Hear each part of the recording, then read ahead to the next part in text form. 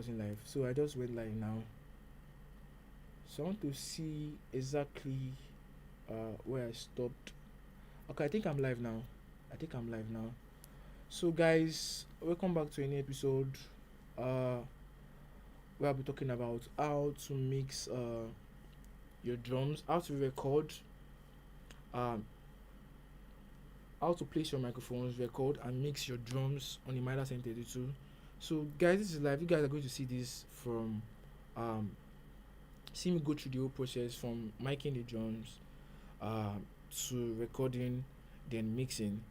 So guys, this is a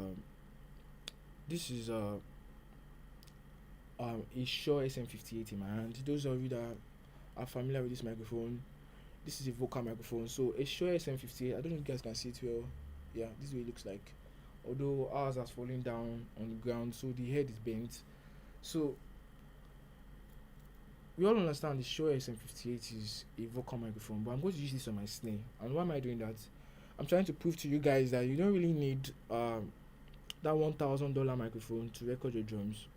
Yeah, there's an added advantage, meaning you get more clarity, more quality. But one of those that cannot really achieve, that cannot really afford that $1,000 microphone, how can they record their drums? So you can actually use a cheap mic like this, not really cheap. I think the SM58 is around $70 or so, $70 to $80. So this is a SM58. It's a vocal mic. Then we have a Beta 58. A Beta 58 is actually super cardioid, meaning it picks from the front. So what's the difference between 58 and 57? So there's SM58 and there's SM57. The SM58 um, is actually a vocal mic. We use it for vocals, but the SM57 can handle more pressure, meaning uh, we can use it for things like drums. You understand? So the 57 can handle more pressure and it has more low end ears than the 58. So we use it for drums. You can put a 57 on your whole drums, it will sound very good. So that's a recommendation from me to use your SM57. That's what the pros use. So despite the fact there are mics of $1,000, $4,000, this SM57 you always meet um sorry, this is not SM57. I'm talking about the SM57. You always meet it on the pro level. Guys, do you so there's SM57 and there's SM58. This is a Shure SM58. So this Shure SM57 can handle more pressure and it has more low end. So let's talk about Beta 58 and Beta 57. So that Beta does mean it has a tighter cardioid pattern, meaning it picks more from the front than the sides and the back. So anyway, you point it out, that's where to pick more sound from. So that's if you guys can hear me, please write in the chat you can hear me clearly. If you need my voice louder, please, I wouldn't mind. So I think this AC is making noise in my microphone, but let's just manage it. So the SM58, sorry, the Beta 58 and the Beta 57 means it has a super cardioid pattern, meaning it picks sound from the front. You understand? From anything you point it out, that's where it's picking from to reject sound from the sides and from the back. That's why you meet guys using the Beta 50 to Beta 57. That is super cardioid. It's a tight polar pattern. So most guys, professionals use Beta 57 because Beta 57 it has more low end and it can handle more pressure and it has a tight polar pattern, meaning when you place it on your snare drum, it will pick more of your snare drum and it can handle the pressure, and it also has quality. It has more low end than the SM58. So the 58 is used for vocals. So let's move into it. So I currently have I have my drum set up. That's as in over there is a drummer. So I called him to assist me because he's a very good drummer. So I'm going to place this SM58, which is a vocal microphone, not an instrument microphone, on my snare drum. I'm going to put other cheaper mics like this Behringer mic that they sell for maybe $8, or I think $8 to $10 for one. So those mics are actually very cheap. But how can you get quality out of those cheap mics? It's actually who is using them. That's just the truth. So this is going to be a living proof that it's possible to use mics that are not really expensive. You can actually work with budgets. So let's get right into it. Let's keep on moving. So guys, this is Nigeria. They can take the light anytime. They can take the light anytime, and when they take the light, I'm sorry for you guys. So let's go right into it. I have my keyboard over here. You guys can really, not really see it. It's over here.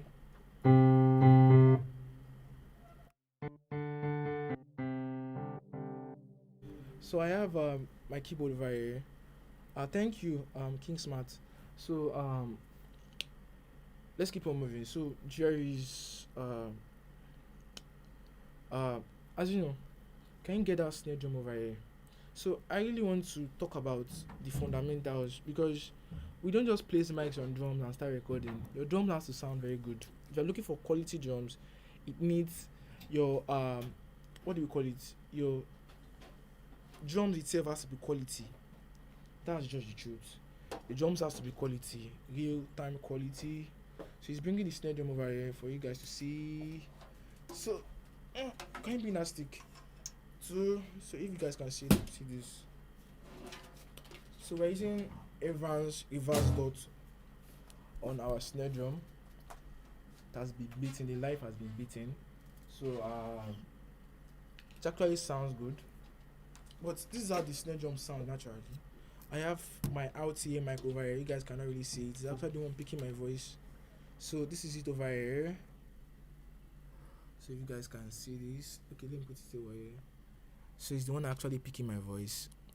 So this mic picks sound in it picks sound based on what do you call it? Based on it picks flat frequency, meaning exactly the way you're hearing it in the room. Exactly what we're hearing in the room is what you hear. So I'm trying to use it I'm going to play this drum so you hear exactly the way the snare is sounding. Exactly the way the snare is sounding. So I have my mic over here. I'm used to talk. So actually added more high end for crispiness, but this is the mic over here. There's nothing on it. So guys, watch this.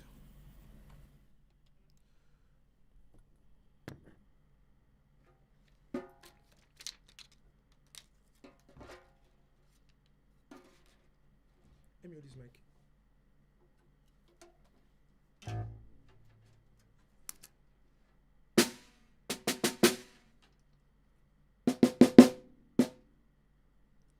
That was actually too loud.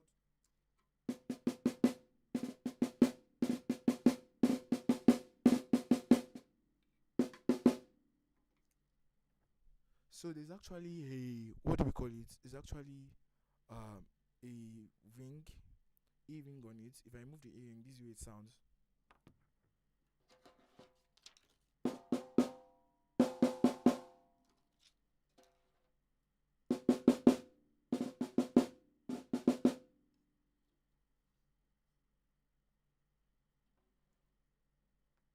So I'm actually using a broken stick.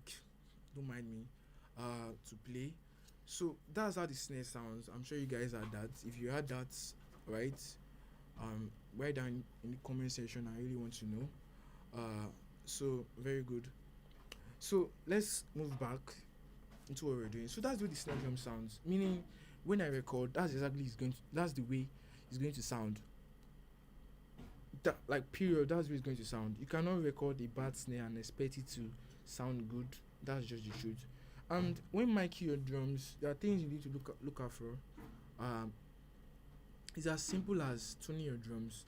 Although tuning your drums would be, I'll do that in another session. We can't really do that right now because of time. So it's actually tuning your drums first. So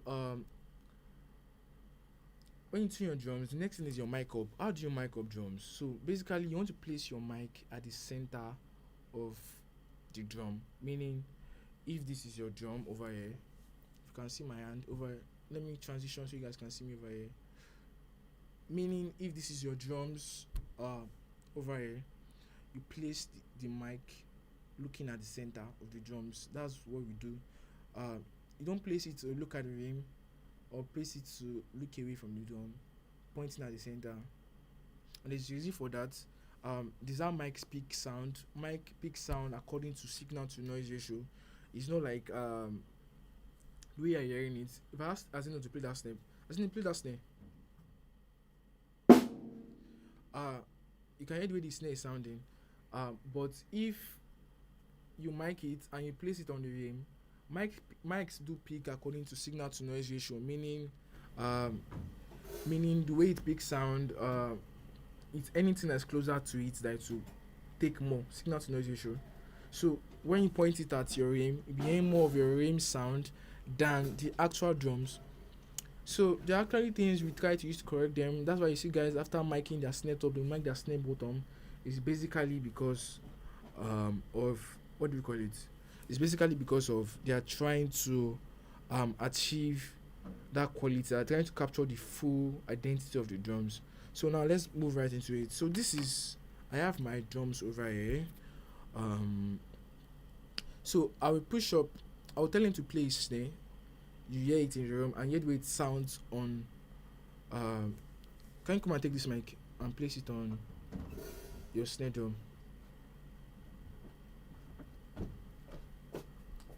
Yes, remove that other one and place it on. Like just replace it.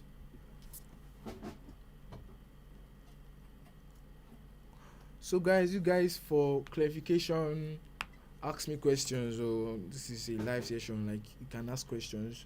Like I'm purposely taking my time to go through every step so that you guys can see it, because some people actually think that some people actually said that I'm doing a background processing. That's what they said.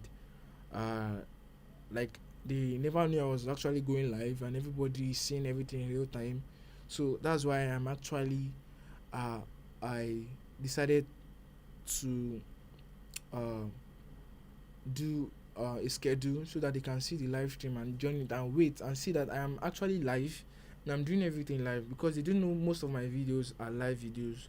I don't really post videos like that. If I'm posting videos, it's actually a live recap of what I was doing. So let's keep on moving. So I have I've replaced it. So now point this snare, bring down the mic and point it to the center of the snare. Let the mic look at the center of the snare.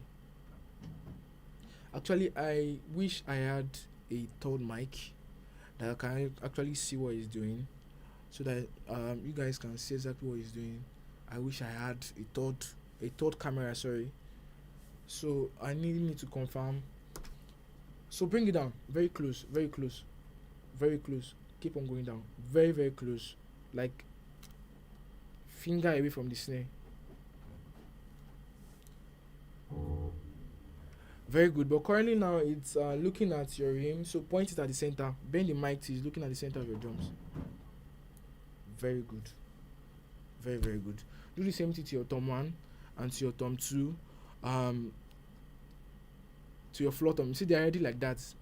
So now the next thing now is the kick drum. Our kick drum is using a kick out when it's just outside. You guys can see it. It's just outside the drums.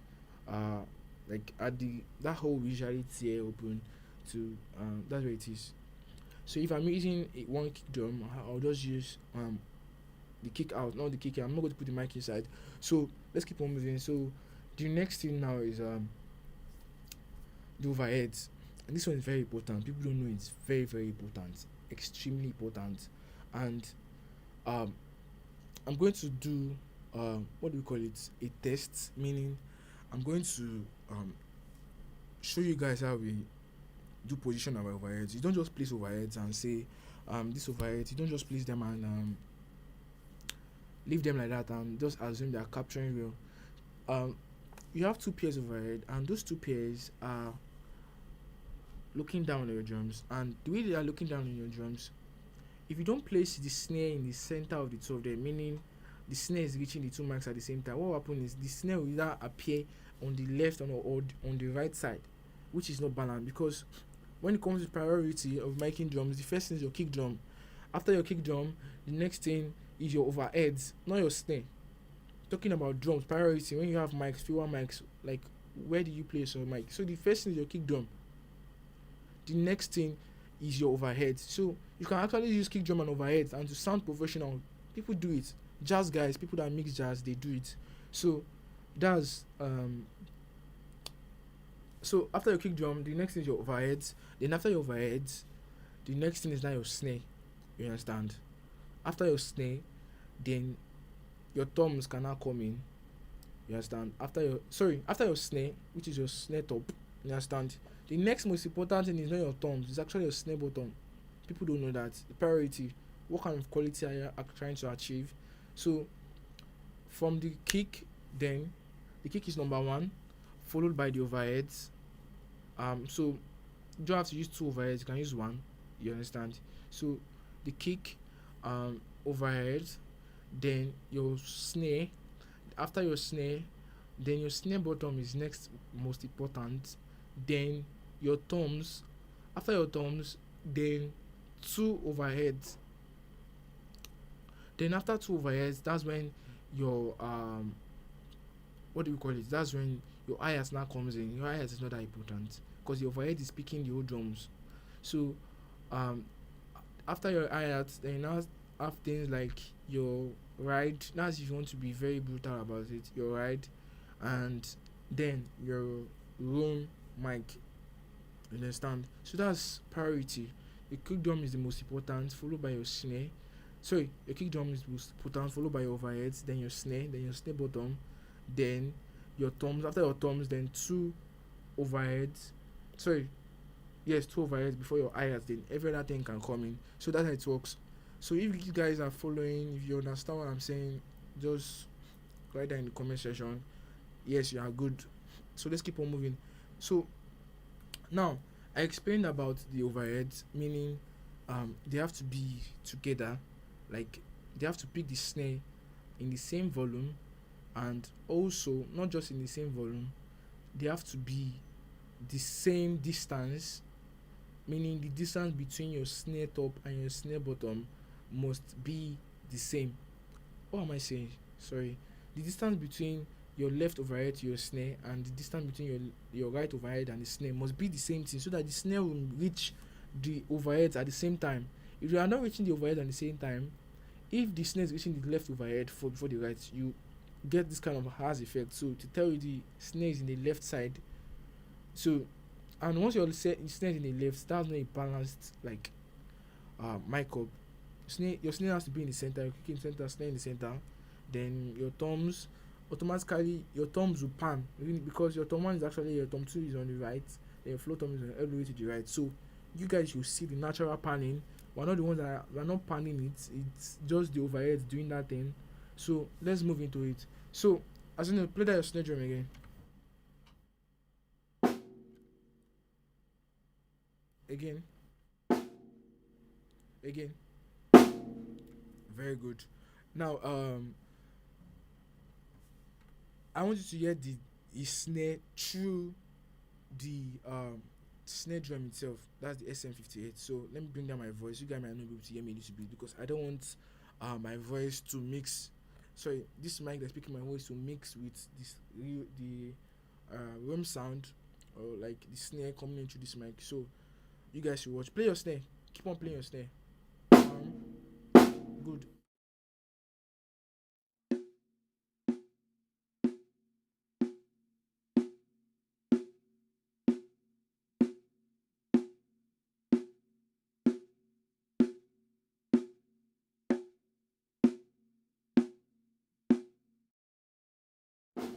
So you guys can hear that. You have that. Then the snare bottom. Keep on playing.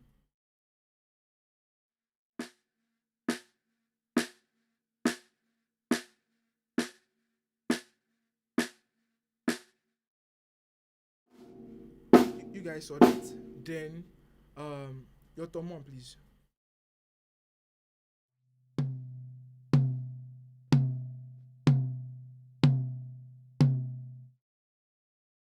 So it sounds good, like naturally. Like you can see it's resonating, even though because of our mic positioning. Then the next thing is your thumb two,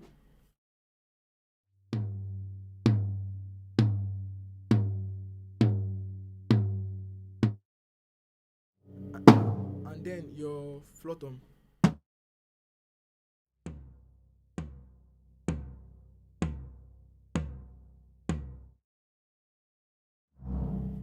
It's okay. So you can hear this mic versus the, what do we call it? The actually sound, the actual sound of the kit. So as you know, um, can you hear me? So play your full drums. Can you hear me? As you know. So just play your full drums. I want you guys to hear the full drums.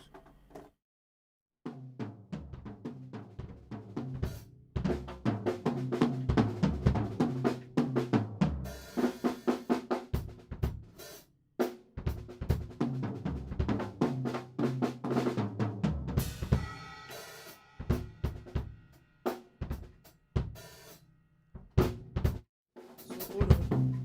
I'm going to point the mic at him because this mic is facing down, so you guys can hear it more clearly. So let's go now.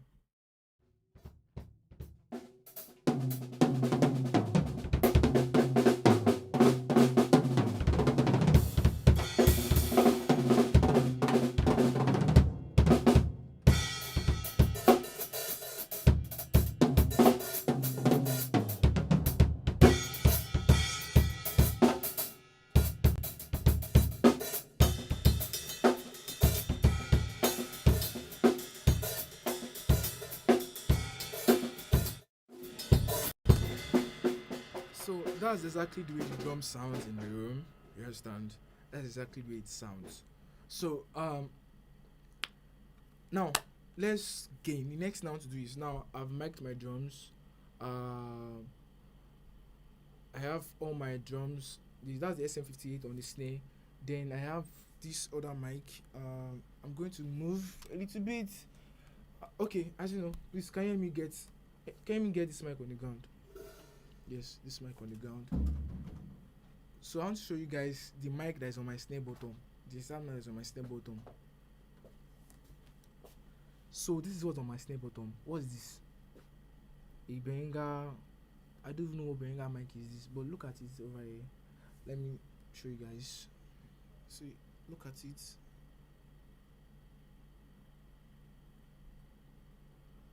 I'm not even sure they are selling this mic up to Naira. I'm not sure it's more than 20,000 or even maybe 15 to 20,000.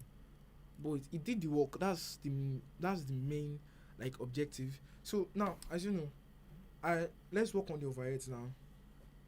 So the distance between the two overheads. So I need a belt or something I can use to measure. See that base belt on the ground? Yes. I don't know if I'm going to even do it safe, because if you go to shows, it's still you that will drum tech. So yes, exactly. Use that guy. Then go to your drums.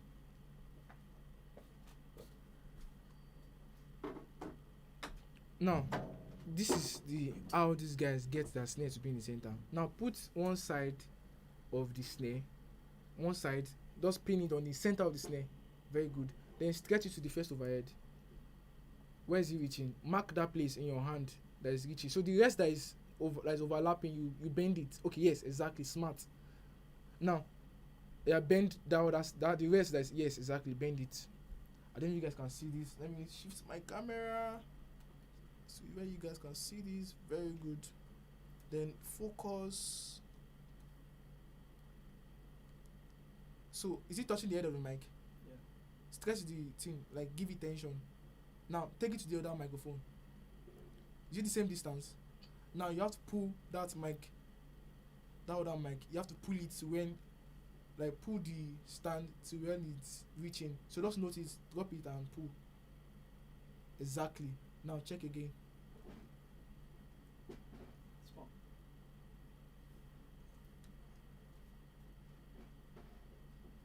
Oh, I think okay, it's back. I'm disconnecting my camera. So let's keep on going. Yeah, check again. Is it accurate now? Yeah, exactly. Now take it to the other one too. very very good. So guys, we got it. So our overheads are now aligned. Now play your drums. I want to show you guys what I'm talking about.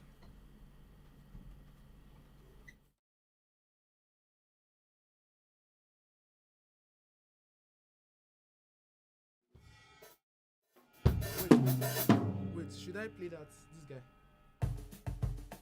Okay. Oh yeah.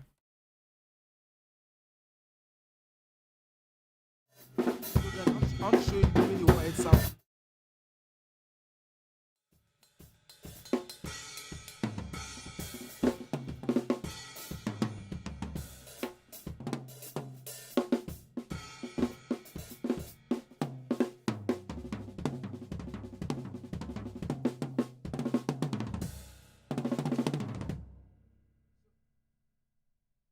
Are you guys hearing the old drums? Like now play your snare. Let's see where his snare is in the center.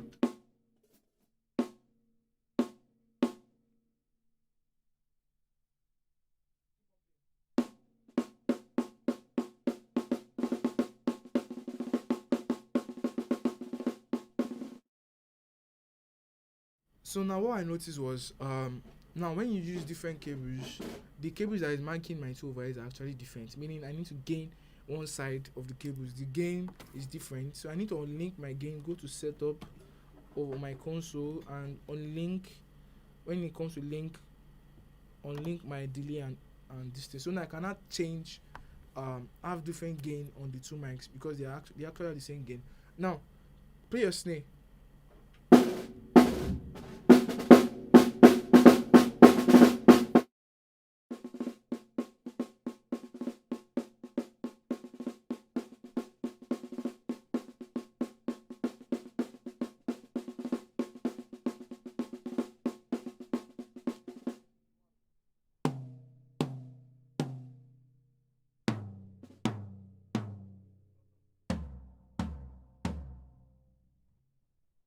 Now you guys can hear the natural panning.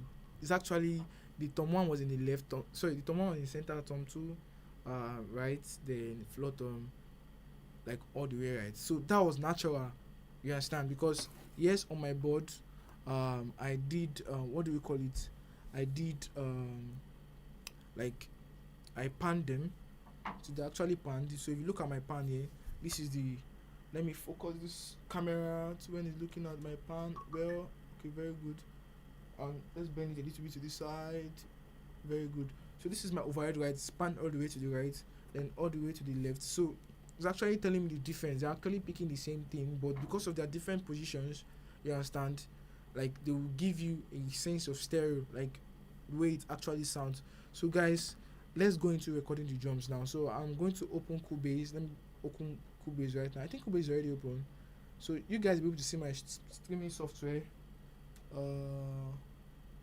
You will see my streaming software. What am I doing? So let's keep on going. So I think my streaming software is here. Come on. Okay.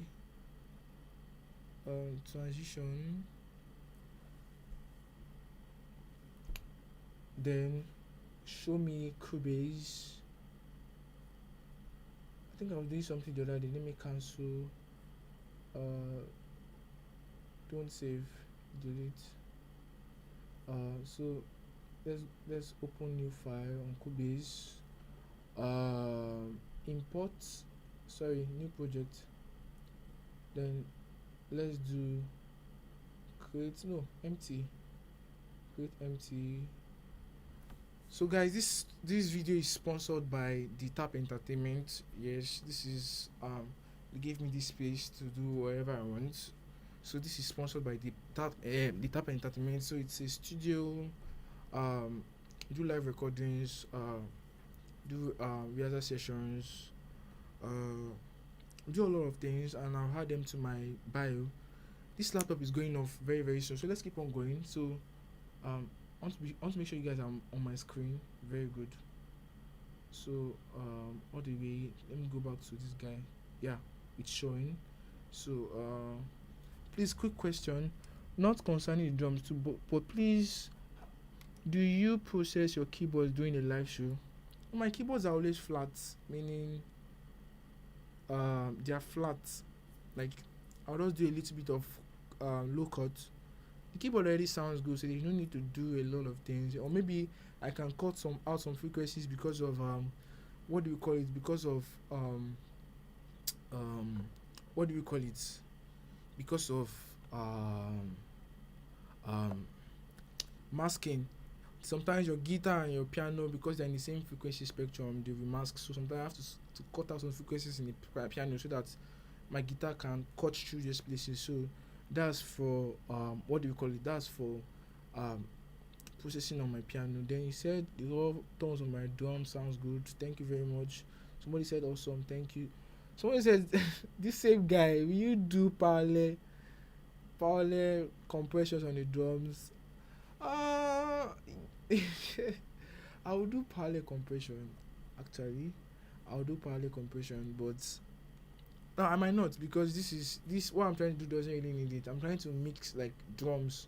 Like before you go into those things, you need to learn how to uh do some certain things, uh or be a certain person, be on a certain level before you start doing parallel compression.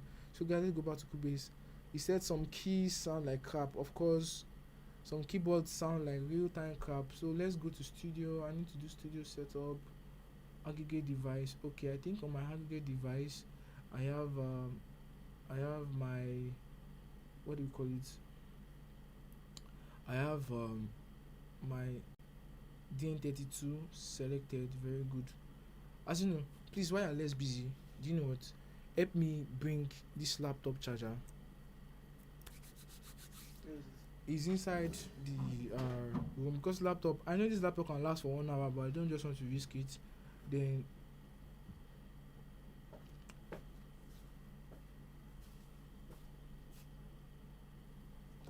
so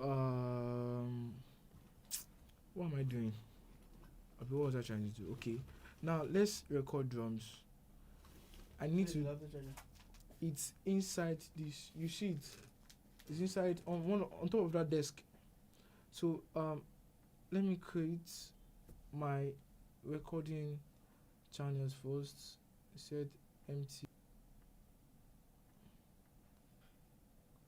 Remove preset. So guys, let me just select DN32 straight from here.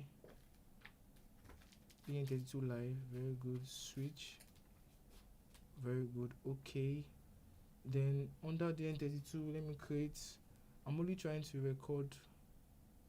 I'm trying to record 8 channels. So this is already routed. So let me just do 8 mono channels. 8 mono. Yeah. So you see one what do you call it? One extension, not really extension. That what do you call it? That adapter. Please let me bring it to. So because this guy, this particular mouse. See there now. Okay, very good. Thank you very much. Can this guy reach? Come and remove it and plug it to the wall somewhere here. Thank you very much. So 8 mono. 1, 2, 3, 4, 5, 6, 7, 8. Add track. Thank you very much. Be ready to play drums. So on my, so I need to go back to my board. I need to send, what do we call it? I need to send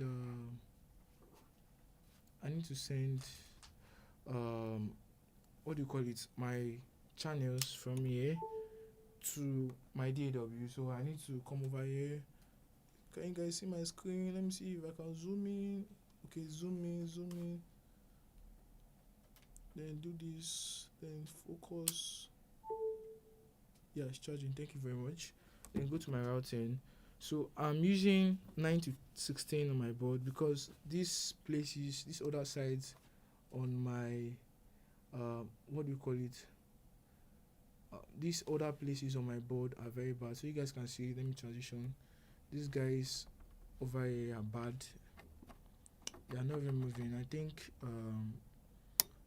they have little problems. So they are not working at the moment. So that's why I'm using the other side of my board. That's the B section. So my 9 to 16 is coming from 1 to 8. So I'll send card 1 to 8. So I'll use my 9 to 16, send 1 to 8 to 9 to 16. So automatically I'm using my 9 to 16. Let's go back to my DAW.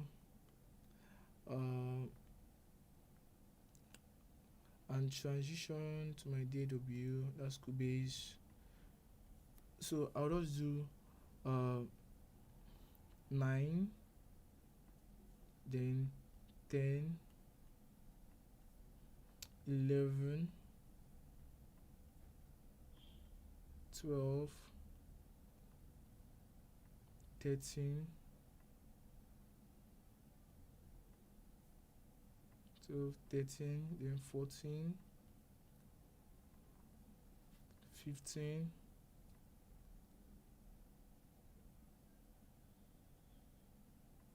and 16. So as you know, please let me go to the drums.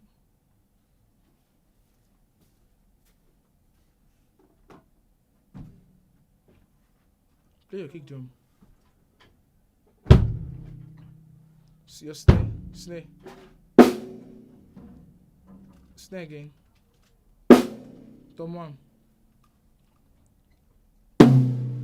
Tom 2. Floor tom. Play overhead. Very good, very good, very good. So they are all routed. Just use your hand.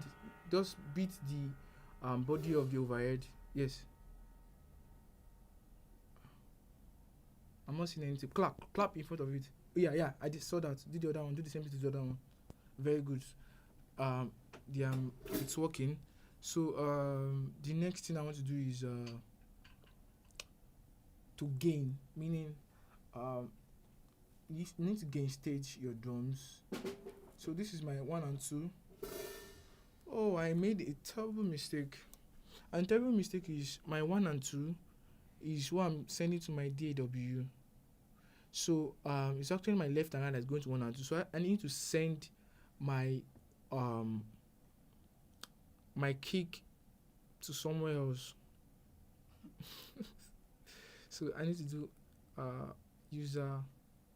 Let me use user 9 to 16. So guys, 9 to 16. So go back to user out 9 to 16. So 9 to 16, do AS1. So play your kick drum now. Sorry, AS1, AS2. Play your kick. It's still not going. Oh, sorry. Play your kick drum. It was actually correct. Let's go back. It was actually correct. I was looking at the wrong. Let's go back to sending my 1 to 8. My 1 to 8. Now play your kick drum. So guys, look at these channels here. These 8 channels, 9 to 16, not 1 to 2. So play a kick drum. So let's gain our kick drum to minus 18 dB, which is what do we call it? Which is professional gain structure. We use minus 18 dB. So play your kick drum. Keep on playing kick drum.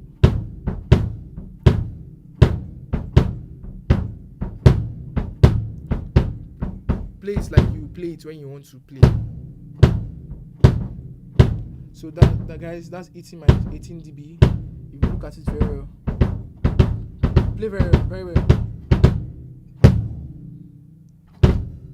Like if you like the way you play normally. That's very good. So let's go to your snare top. Let's gain it. Snare.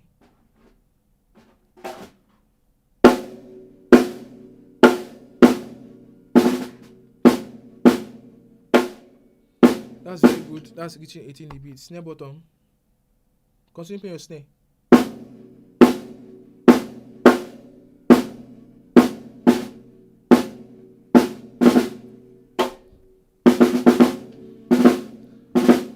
Your tom 1.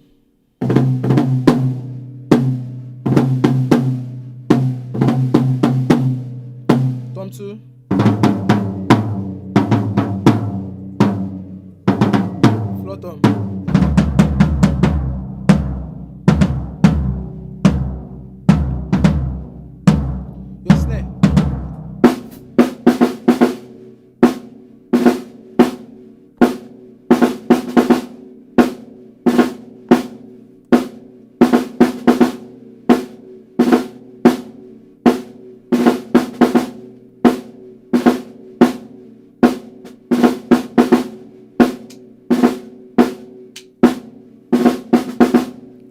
Very good, very good. My phone fell on the ground. So now let's record. So you can now play your drums. Play full, like you want to sound check. Play your kick first. Wait, hold on. Your kick.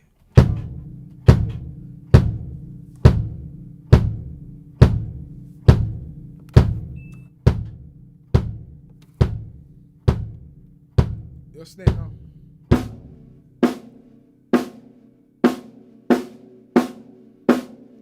Then you cannot play strokes now.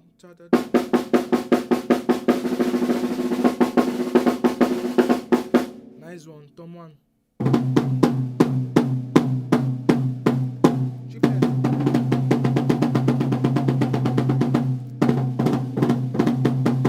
Two.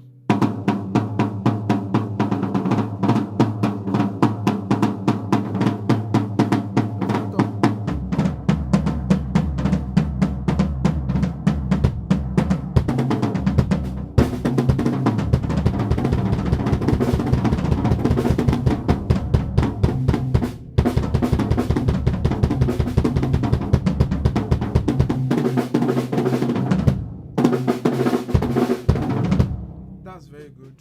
So we recorded that. So now this is where the problem now come from, and let me explain what I'm talking about. I need to take this guy over here, zoom out. So I need to take it to 33, no, 17, bar 17, go all the way there, then zoom in on bar 17 should be. So like guys, let's send this guy back to our DAW. Let's send our kick first. So let's send our kick to, let's use the same 1 to 8, but now we're coming from card 1 to 8.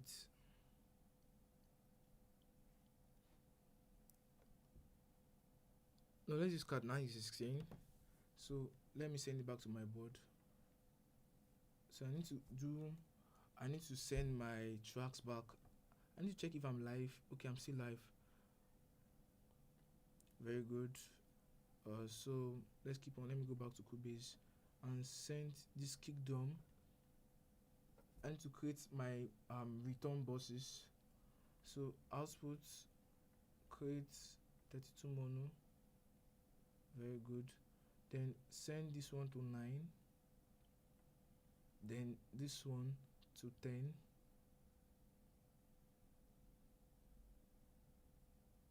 What did I just do now? I'm very sorry, guys. I'm supposed to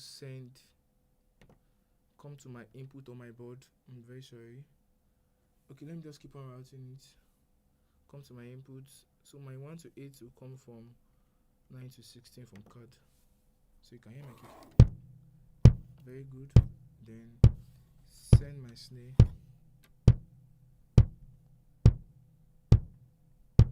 to 10. Then my snare bottom to 11. Then my 12 to 12.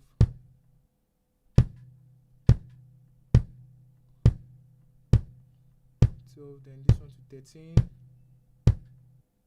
Then this one to 14. Then 15 and 16.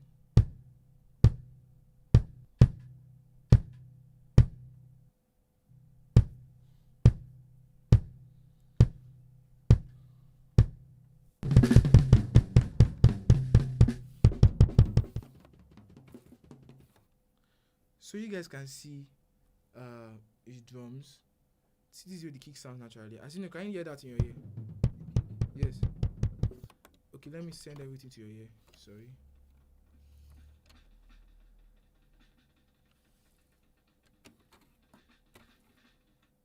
Can you hear everything in your ear, Abby?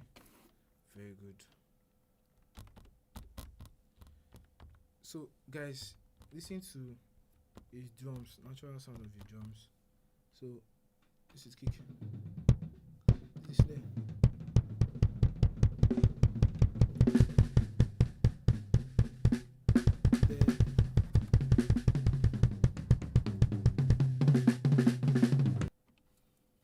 Then it's overhead.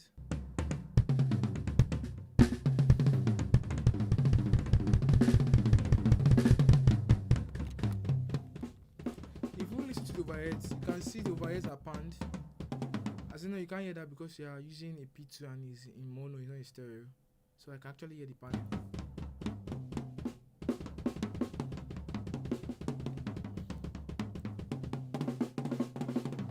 So now let's start mixing now. So let's go to our kick first. Kick. Then let me jump back to OBS so that you guys can see my screen. Let me do this. So let's start with the kick drum, man. Let's start with the kick drum. Focus.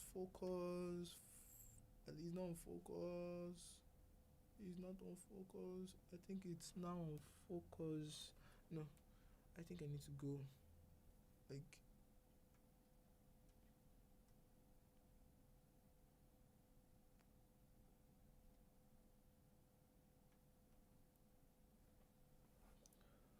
yeah, this is manageable. I think this is manageable. So guys, let's start with our kick drum. You can hear how the natural sound of the kick sounds. Let me check OBS if that's not blasting. Okay, that's very good. So my fader is on 0 dB. You can see where it's reaching on my main board. You understand? I think I might come over here. If you guys can see this clearly, please tell me you can hear it clearly. So let's keep on going. This is minus 18 dB. My kick drum is on 0 dB. So let me do this so that you guys can see my fader here. So this is my kick drum. So now this is how it sounds naturally. I need to confirm if this is going live, because it will pay me if doing all this and it's not going live. So very good. Now you guys should you guys can see this. You can see how good the kick drum sounds naturally. It sounds very good, extremely good. So what do I want to do to this kick drum? As you know, can you hear it clearly? Can you hear the drums clearly? Yeah. So the first thing I want to do is switch on my EQ. Fundamentals. What's the highest frequency that I'm seeing here? I'm seeing around 120 hertz over here, 140 hertz. That's the loudest frequency I'm seeing that it's producing. So this is how the kick drum sounds naturally. So my instinct tells me that the next thing I want to do is reduce this mid-range. Let's listen to that. Let me take it up a little bit. I think I went down minus 15 dB. Let me go. So reduce my around 400 to 700 around 10 dB minus 10 dB, and let's widen it and see how is that. EQ on, EQ off. Are you seeing that? The next sound is low cut because there are some rumbling frequency you cannot really hear.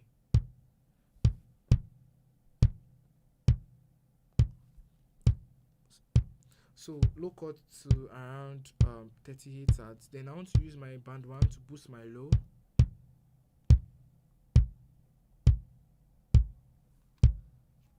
You guys can hear that.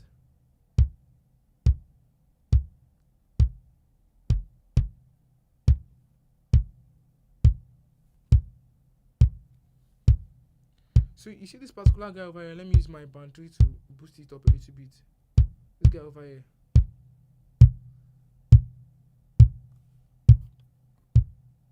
I wouldn't say because I don't really like the sound of this guy, I will not take it away. So you just leave everything the way it is. If I take it out like this, you guys will like it too, but inside the music, you will lose that frequency, meaning when every other thing start playing, you now notice that you actually needed that frequency. So let me take it back up. And next time I want to just boost my eyes.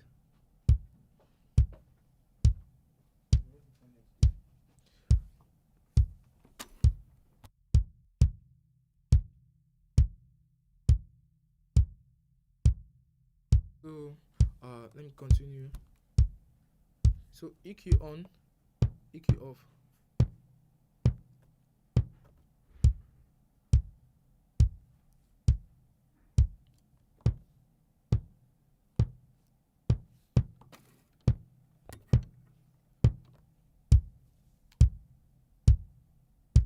So guys, let's keep on moving. So I want to change this guy to a parametric key, not a high shelf.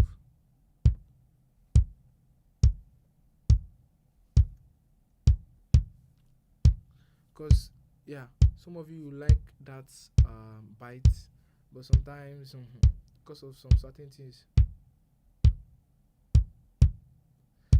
Okay, let's just do it that way because some people.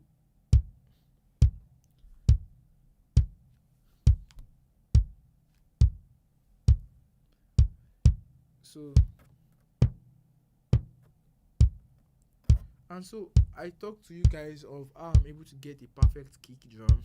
You understand? I use a graphic equalizer. So if I come over here to my and insert, there's only a dual graphic equalizer there, and insert it on my channel 9, which is my kick. Channel 9, select and insert. If I do this, so sometimes I use this guy to fine tune how I want things to sound. So if I push this frequency up, this guy, I see the kick is sounding somehow. So just leave everything the way it is. Then just attack some particular frequencies that I don't really need. Then the first thing I want to do is I'm hearing some things in my mid range area. So my this thing is shaking, my headphones are shaking. So then check this guy. You can see how this guy sounds.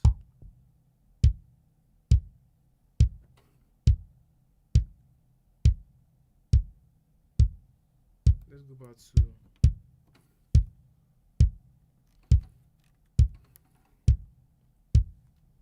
now. I'm seeing something over here. You can see this guy, this guy's sound. Then this guy over here.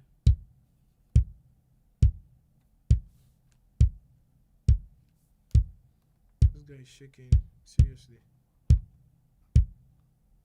My left ear is shaking. Yeah, it's back. Let's go down to this area and let's push 40 hertz, that heavy frequency.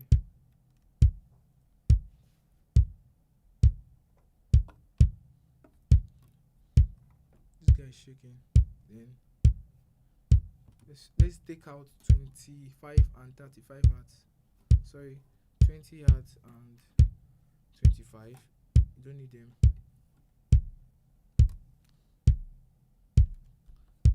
So I need to push 40. Let me see how heavy 40 is. Let's bring it down a little bit. So I'm seeing 63 is punchy. Let me drop 63 a little bit. Sorry. And drop it down. Not too much. I think that's not it.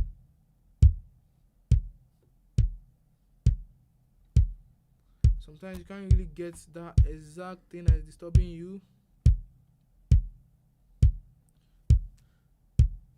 I think I'm good with this. What do you guys feel about this kick drum? What do you feel about this kick drum?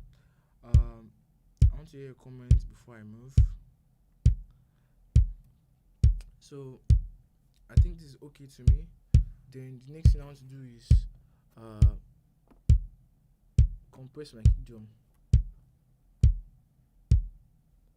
So remember, when it comes to compressing drums, you actually use ratio 2.5, then compress by -3 dB. So the attack time, hold and release is default. I don't really need to start teaching you all that. I've done videos on that already. So you guys should actually go and check those videos out. Then let's get our drums now. I'll kick drum a little bit.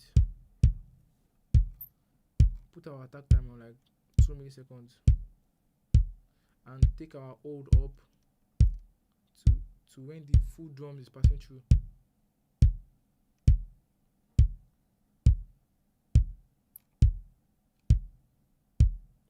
So I think I'm good with this. Let's check our snare drum.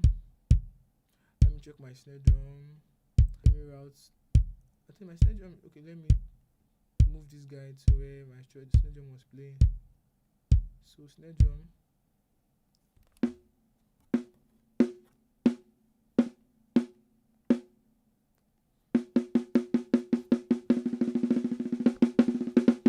So this is our snare drum, and I need to move very fast because of time. The first thing I want to do is low cut, push my snare drum to where the fundamental is starting from. Remember, fundamental is the loudest frequency. The loudest frequency your loudest signal is carrying, loudest and lowest frequency. That's where the energy is, like that's where the identity is. So I use the low cut to where the fundamentals is starting from. You can see it over here. Then the next thing I want to do is take out that mid range a little bit. This guy a little bit, not too much. Then boost my fundamental a little bit.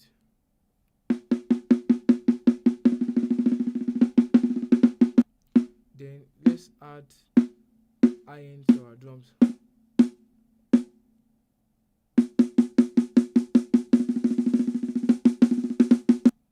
I think that's all I want to do. So but guys, let's pause. I made a mistake, meaning I was supposed to start from my overheads. That was the most important thing. If you're looking for good drum mix, check your overheads first. EQ overheads, that's when you hear how the drum really sounds like. So let's check our overheads. So this is our overhead here as well.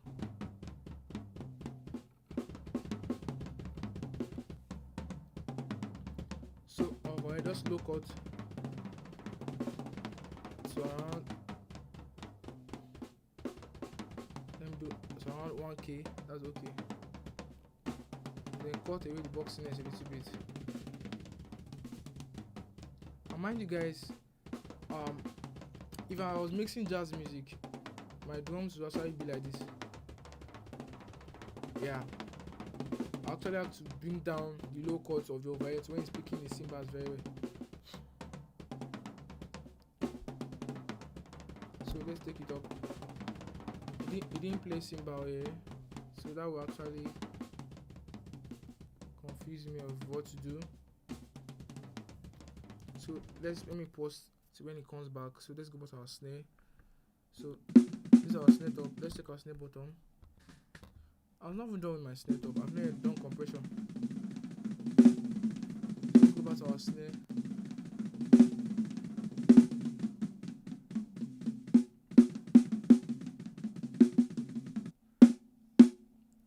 So let's compress our snare now.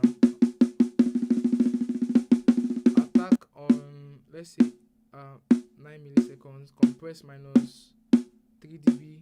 Then your snare ratio should be higher, like 4 to 0. Then what else? The old 30 release on default. So the release is on default. I'm not doing anything on this. This headphone is disturbing me.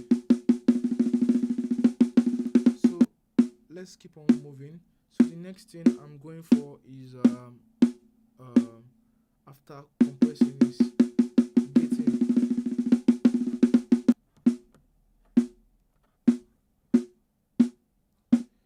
Guys, you know my snare drum is sounding like this? It's because the gate is not opening fast enough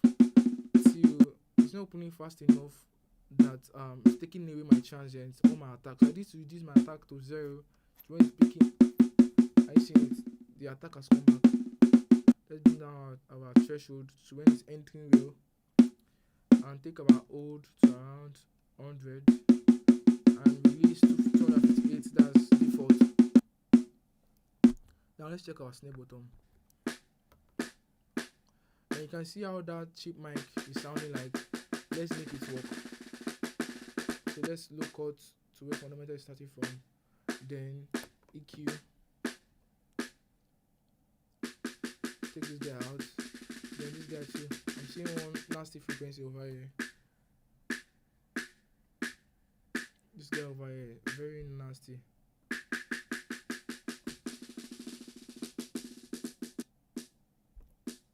Then keep on going. Then increase my iron a little bit. Then I can boost my fundamental now. So let's check our snare top and snare bottom, make them together.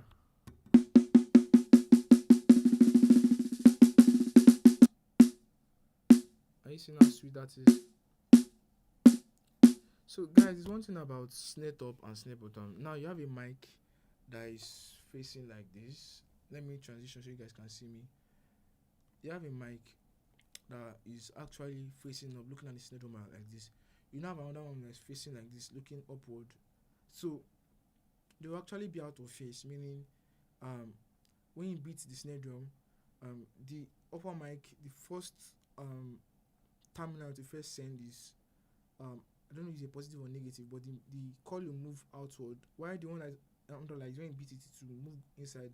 So they're actually working like this. So they're working in opposite. So and if you convert this to this, you understand? If this one is moving like this, I'm moving like this, it means this one is coming out. Sorry, this one is coming out, and this one is going in. That's what it means. So look at it. That means it's something like this. So it means they are out of polarity. So you need to flip the polarity so that you need to flip the polarity of one of them so that the two of them will come back in phase. And let's just check that. Let's go to our polarity and see that when we flip the polarity of one of them, that's the snare button, the snare drum will become more heavy. Maybe the snare drum might become more heavier. So let's do that. This polarity inverted. Polarity not inverted. So even inverting the polarity, even now inverting polarity made it more lighter. That means even out of phase. That means my mics are in phase. The way they are, they're in phase. And they're now out of phase. So you don't just say because they ask you to invert your polarity, just invert it like that. You need to know if they are working together. If they are not working together, flip the polarity and listen to it. So when you flip the polarity, if you hear that it has more low end, that means they're in phase. If the low end goes away, that means they're out of phase. So let's go back and listen again. This is polarity inverted. So this is not polarity inverted. Are you seeing the snare drum is heavier? This is polarity inverted. The snare drum is lighter. So they are cancelling each other in the low end. So I don't need to invert my polarity this way.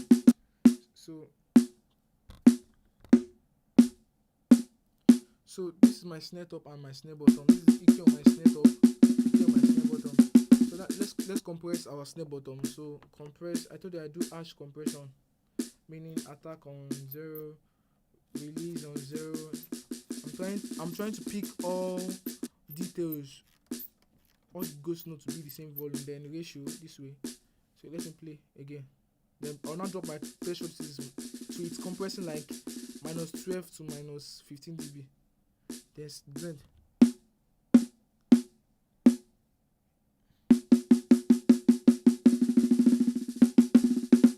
So this is a good snare drum. So let's just get our snare bottom a little bit. So I want to side chain my snare bottom to my snare top. So let's do get side chain into channel 10, which is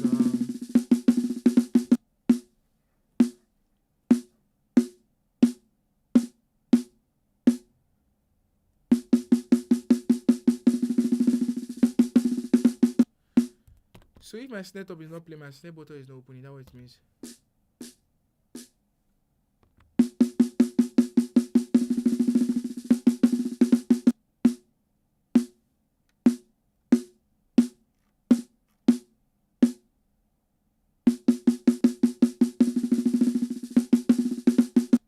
So guys, let's move to our toms. Sorry, I did not even show you guys that side chain. This is it over it. Over here. I did this is the gate on the snare top. Then on my snare bottom, I went to the key source. When you go to key source and go down over here to be able to select sidechain source. So I asked my snare top my snare bottom to listen to the snare top. So anytime the snare top is playing, that's when my gate will open. So it's my snare top that actually opening the gate of my snare bottom. There's a reason for that. So let's check our toms now. Go to tom 1. Let's move back to Cubase. Let's move to tom 1. So remember, low cut first. So where the fundamental is starting from, the next thing I want to do is cut that MIDI sound around there. So if you sweep around,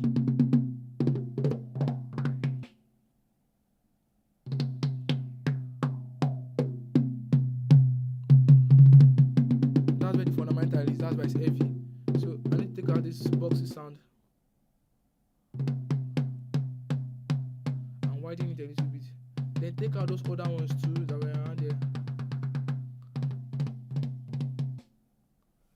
So I want to show you guys a secret. So instead of boosting my eye on my toms like this, I don't boost my eye. I will instead cut it, and there's a reason why. So let's take a listen to our toms again. Let me boost my fundamental first.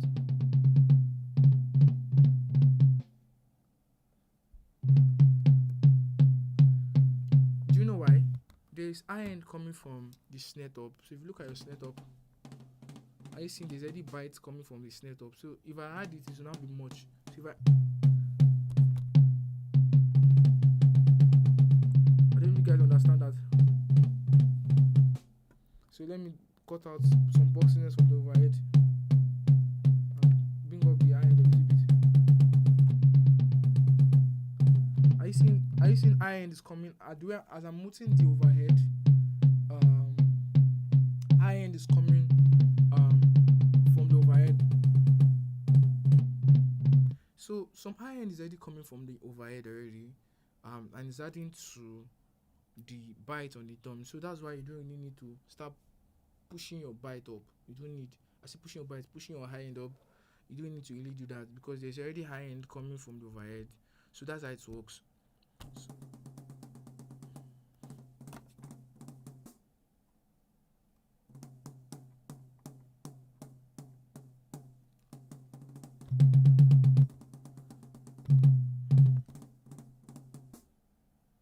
So let's keep on moving. So this is my tom. So now let's compose our tom. So hold on 30, release on 200.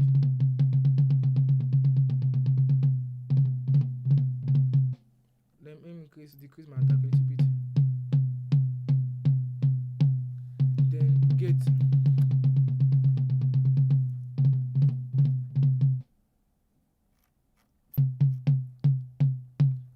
My tom is sounding like this because my gates this are not set. I did not set the values on my attack and hold and release well. So you have to set your attack, hold and release to how long the tom is. So if the tom is sounding doom doom like it's very long, you need to tell your gate to open longer so that those that length will come inside. So let's look at it. So if my tom is sketching for 500 milliseconds, that's half a second, or 600, I'll divide the value in between my hold and my release. So if it's 500, I'll put 250 in my hold and put the other 250 in my release. So this is way it sounds.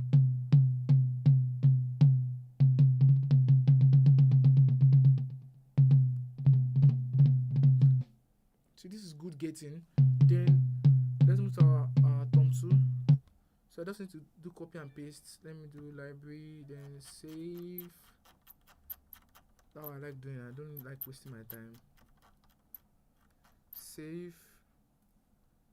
Save 1, 2, 3. Then load on tom 1 and float on. So the only thing I'll just do is now I'll switch off the gates. So let me come back to Cubase. and shift to my thumb 2 now, because we're working on my thumb 2 now. So switch off my gate and shift down my fundamentals down. So my fundamentals on my thumb 2, and go back to the gating and floor thumb.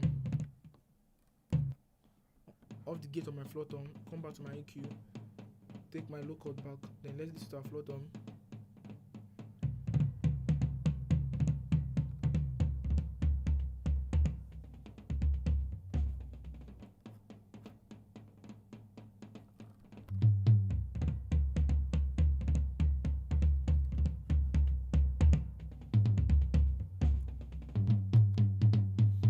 So let's check our old thumbs.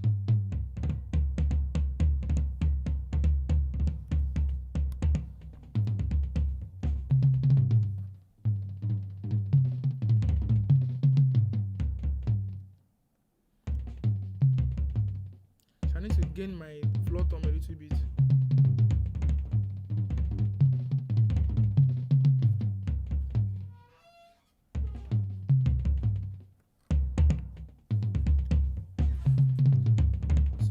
So let's check our thumbs with our overhead.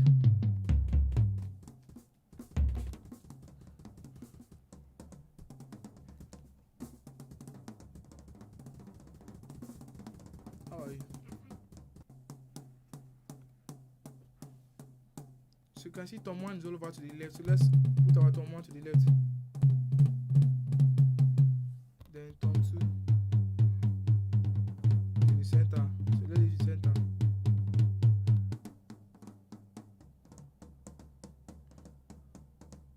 Oh guys, I just noticed something. The low cut that is on my this thing is not on my overhead right, because I unlinked them. So I was supposed to do the same thing on my overhead left.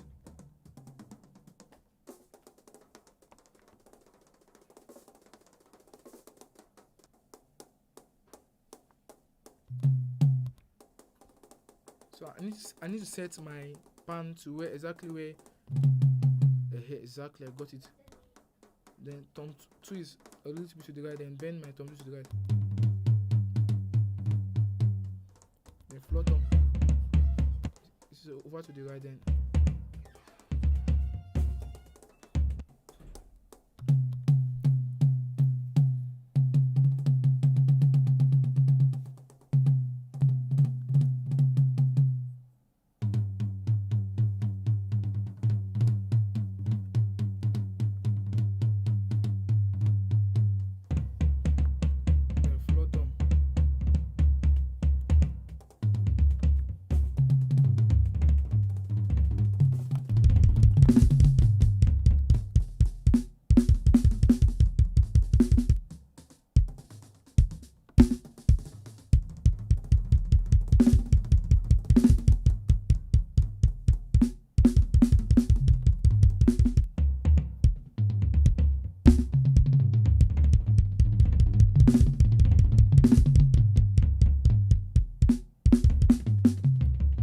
I need to add my thumbs to a group. That's what I do most of the times. I'll link 2 buses together.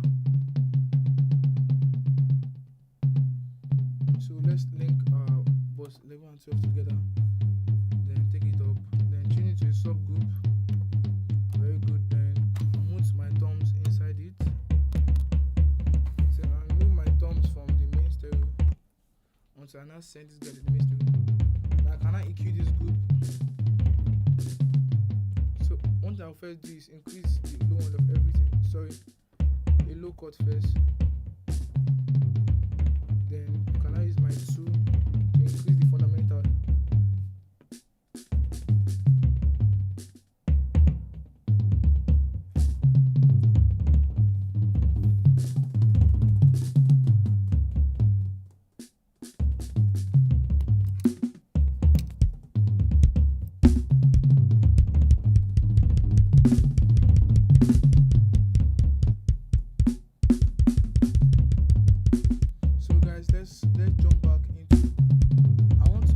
Record the drum so I can know the way it sounds. So let me add a stereo As you know, you soon go on the drums now. So, and this one will come from 1, and this one now come from 2, which is my left and right. What am I doing? 1, then 2, then it will go out to. I just want to hear the way it sounds. So it will go out to 1. Sorry. 2, 1, and this one 2, 2. So I can now play them from my aux. I say aux. From my aux. So then my aux go to routing. Aux to come from card 1 and 2. Very good. So as you know, let me climb that drums. So let me do my reverb first on my snare.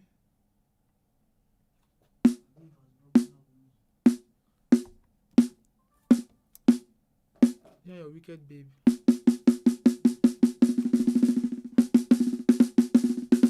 So just wait, hold on, give me like 2 minutes. Hear the drums in your ear.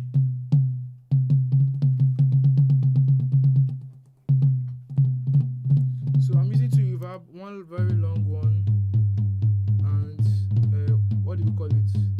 One very short one for my snare reverb. So let's check our snare. Snare.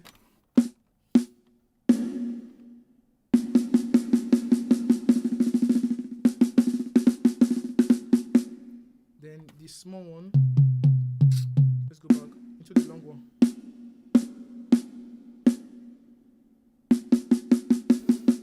I know you cannot hear that.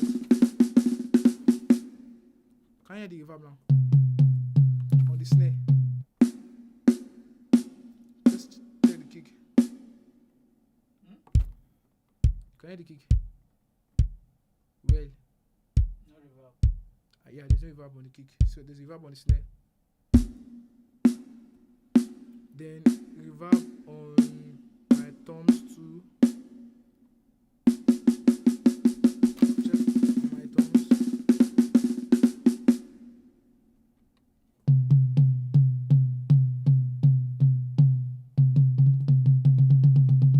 And on my cymbals too.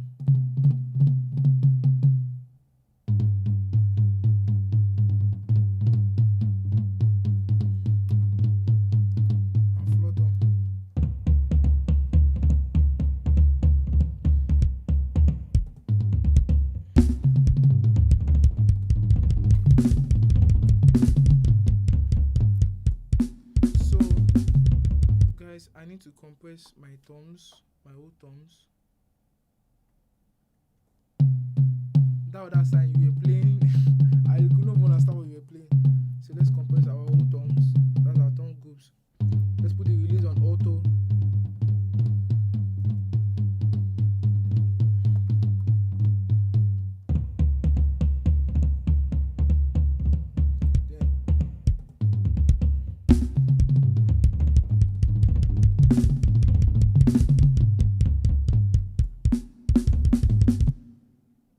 So uncheck if it's entering.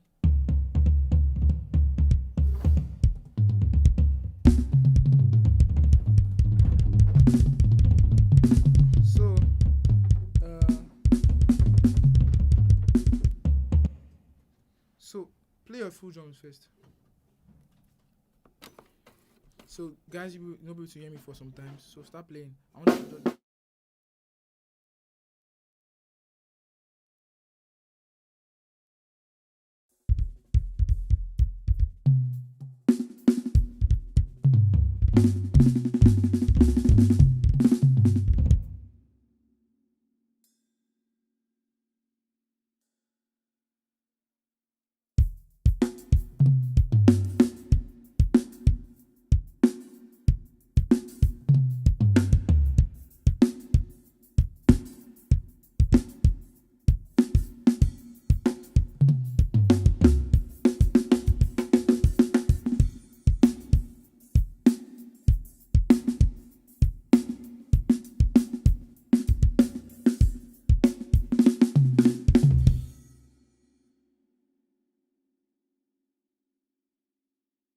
So guys, let me hear the drums you just recorded.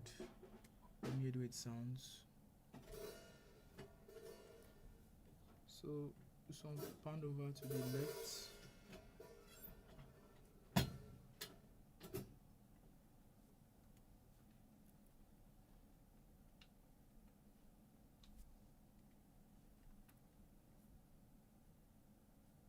Add one stereo out.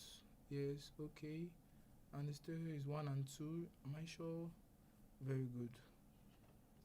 So go out to stereo out.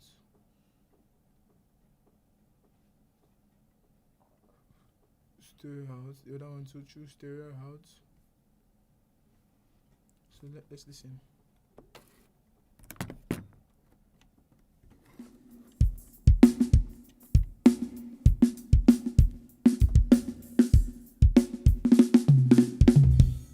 Wow. Yeah. So guys, let me hear the drums you just recorded. That's my voice.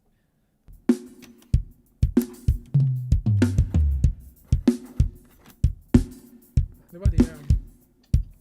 Yeah.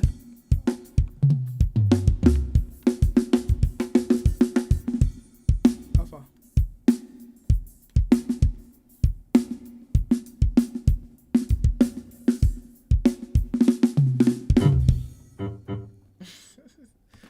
That drums really sound very good. Let me hear what. Let me see what people are saying online. Let me hear the drums you just recorded. Chiamo Alpha. My guy, what's up? How you doing now? Mr. What's your name again? That's my real G. So let me play piano with you and let me hear the way it sounds. Do you understand? So you guys want to play something a little bit, so you know hear me for some time. So let's go.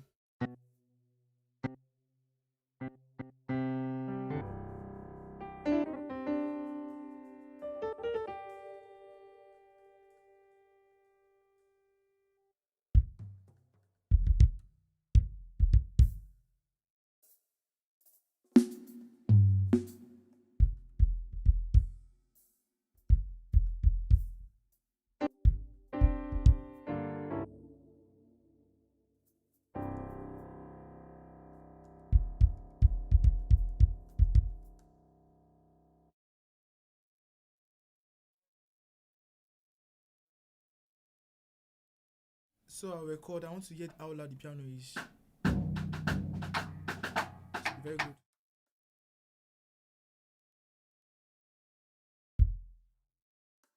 Yeah, the drums you just recorded.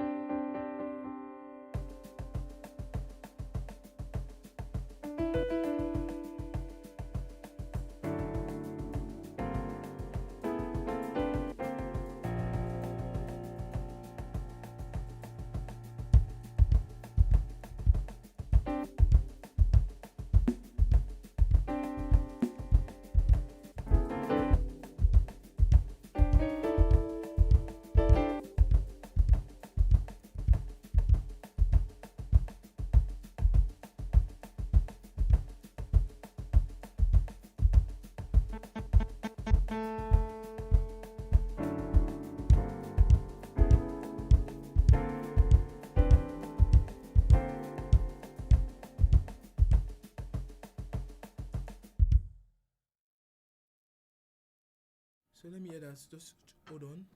Before we play what I want to play.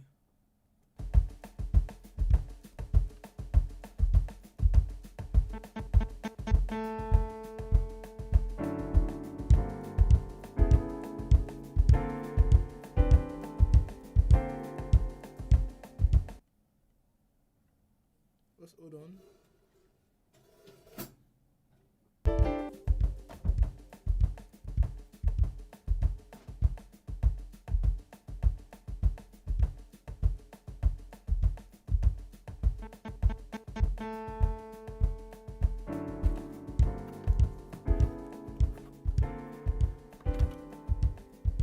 Yeah, that is wide. That is very wide. Now I was hearing it in mono before. So my piano is too loud. Let me drop my piano a little bit.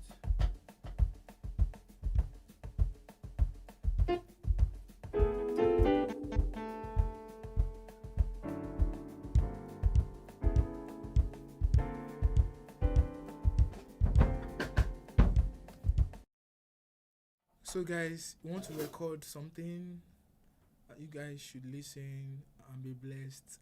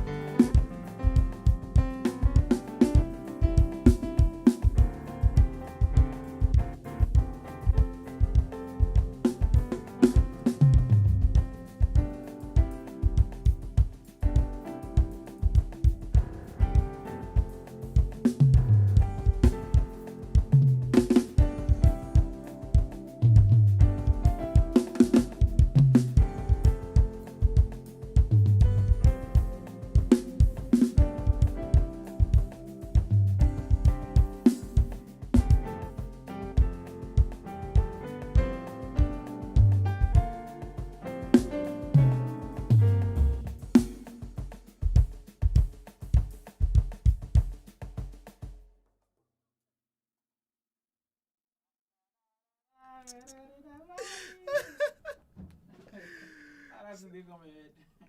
I don't even know. Come, I'll play that. I want to hear what people are saying. Whoa, still play keys. Yeah, I play keys, bro. I play the keys. I play the keys, bro. Oh, this is funny. So, guys, people are even laughing. So, this is very, very funny. So, let me hear what I recorded. I want to hear how it sounds.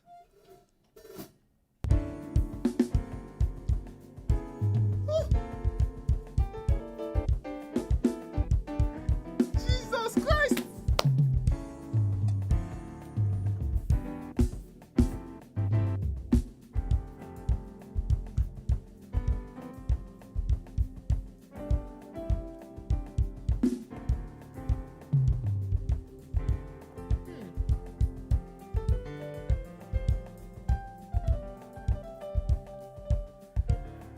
My excitement was making me play rubbish.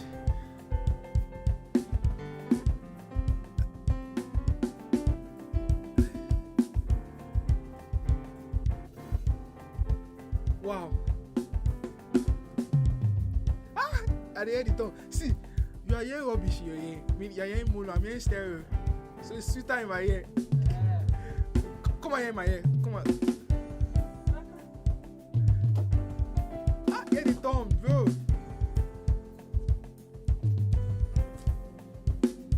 I hear 2 years. I mean, you are hearing 1 year. 1 year. You know they shake.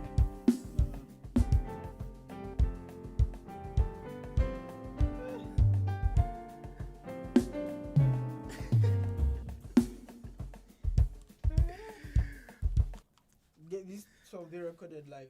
Eh? They did the live. They recorded to the live. Yes, now everybody here, you will go carry my V. You gonna take it. Cool. Since you are stable, like everybody's seeing it, let's Alpha. let's keep on playing. How's play? Send your tracks to me. Have you sent it to me? So let me drop it to this mark so that you play your track. Woo! This is so sweet. I'm so interesting.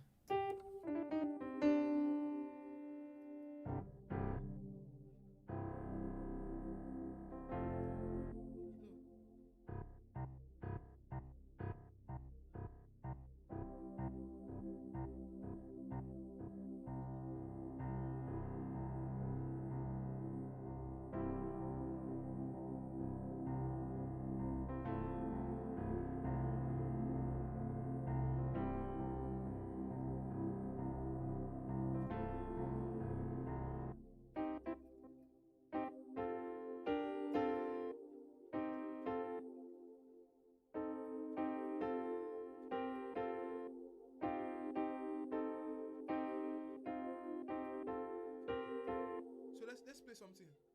I'm sending your tracks to the system, so you can play it live, so that everyone can see it. So you sent it to me on WhatsApp. So let me drop it to this Mac system. Then I'll play it. You record. I'll try and balance, but I'll not really hear you well. But I'll try and balance the tracks. How many do you send? Anyone wants to play? Which one is anyone? Yeah, that one, right now. That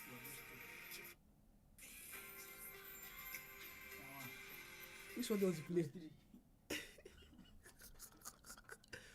Guys, are you seeing this selfish boy? He said he wants to play 3 songs. So selfish, bro. Play those 3 songs for me. So selfish. So let's do it. So let me drop everything. So is it possible to forward this? Let's send them as file. Send them again, because you see, these guys are funny.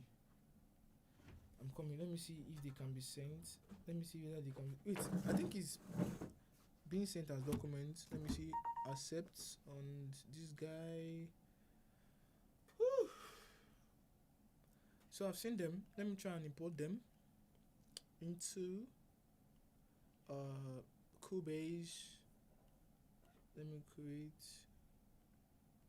a track, an audio track, a stereo track,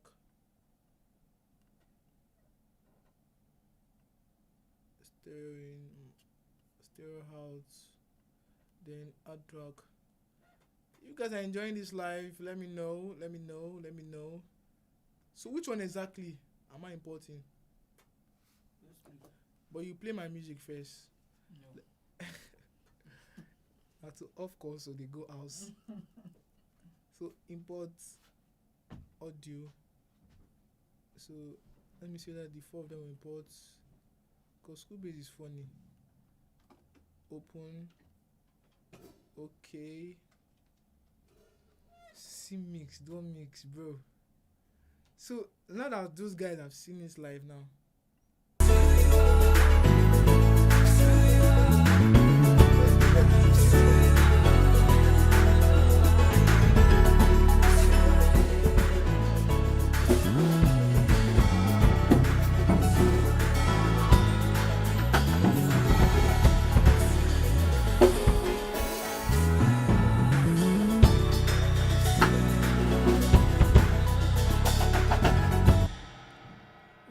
What's the problem? Hold on. My this thing is shaking. Let me see how I can make it not to shake again. This needs to be resoldered, resoldered, resoldered.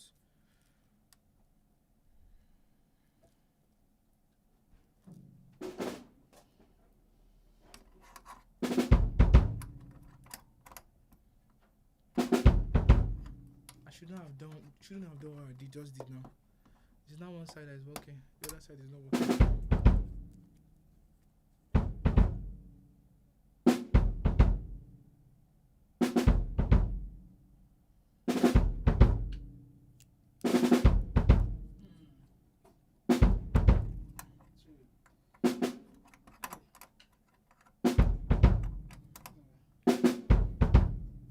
Yeah, I'm hearing it 1 year. Okay, I'm hearing 2 years now. This is very good. So let me play your tracks again. It's chill.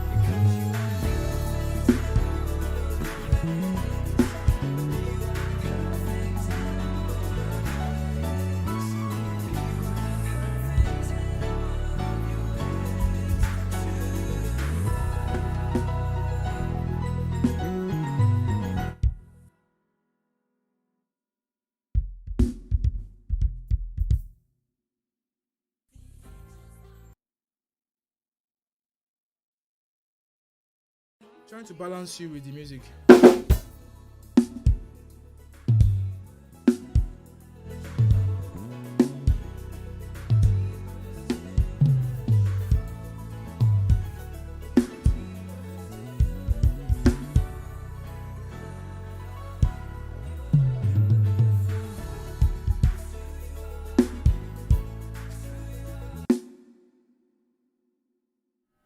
I want to ask one question. Is this song not copyrighted? It's not that I'll now go live, and when I now want to use the videos for something, they'll now say copyrighted, something like that. So where did you take the audio from? It's not saying about me. Chooks. Chooks, is it on YouTube? Chooks music. Yeah, is it on YouTube? I don't know. I'm avoiding copyright. I have no legal rights to the song, to these stems.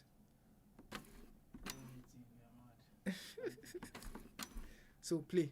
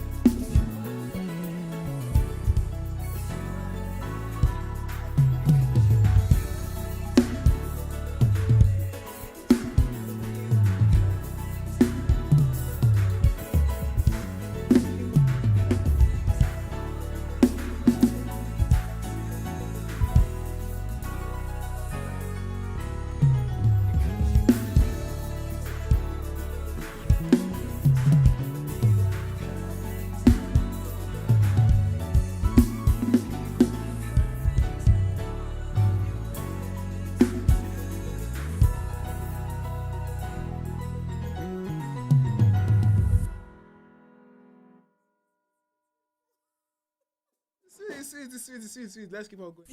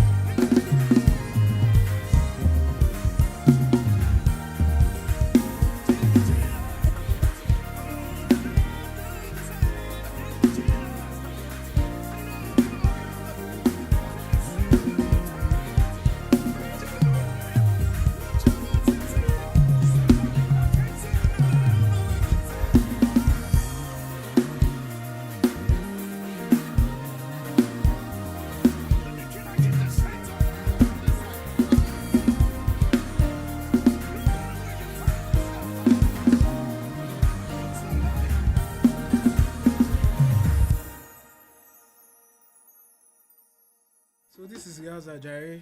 So while you're playing, I want to master. Which one is this one again?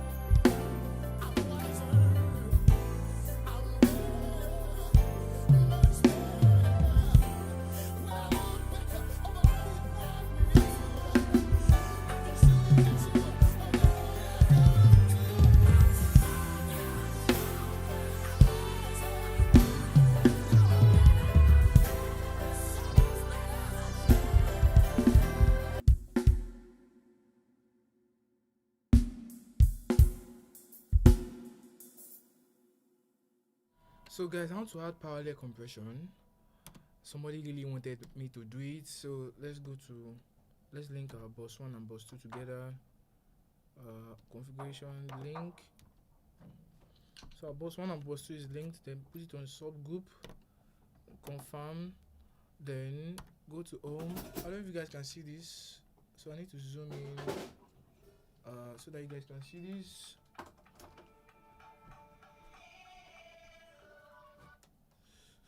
Focus. Yes, this is right. Now the next thing I want to do is what do we call it? The next thing I'm trying to do is push the boss up, then unmute my drums. So but now I'm only adding, you don't just add everything inside because it's parallel compression. Doesn't mean you start adding your whole drum. So the only thing I want to add is my snare, the toms, just the snare and the toms. I'll leave the kick and the cymbals. You're disturbing me, bro.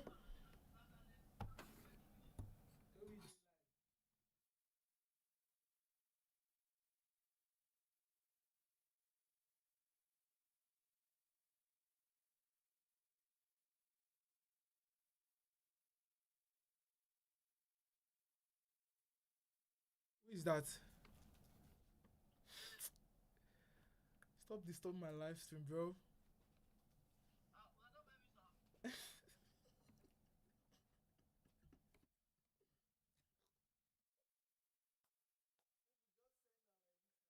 Bro, send the track. Let's mix it.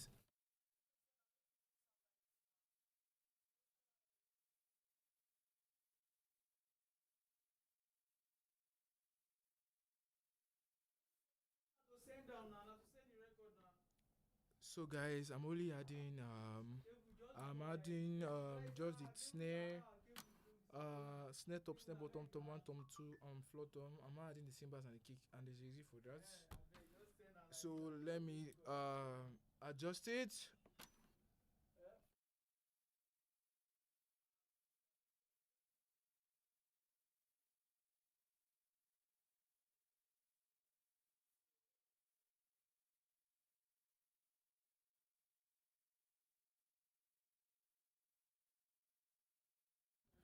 So guys, that's parallel compression. Um, sorry guys, I wasn't live for a very long time. I lost my laptop, my phone, my SD card, and what do you call it? And my IEM. You can see I'm on headphones. I'm not my IEMs. So I'm on headphones. This is Audio Technica headphones. Flats, not really flat. Frequency response, but it's trying. So what else do I want to do? Um,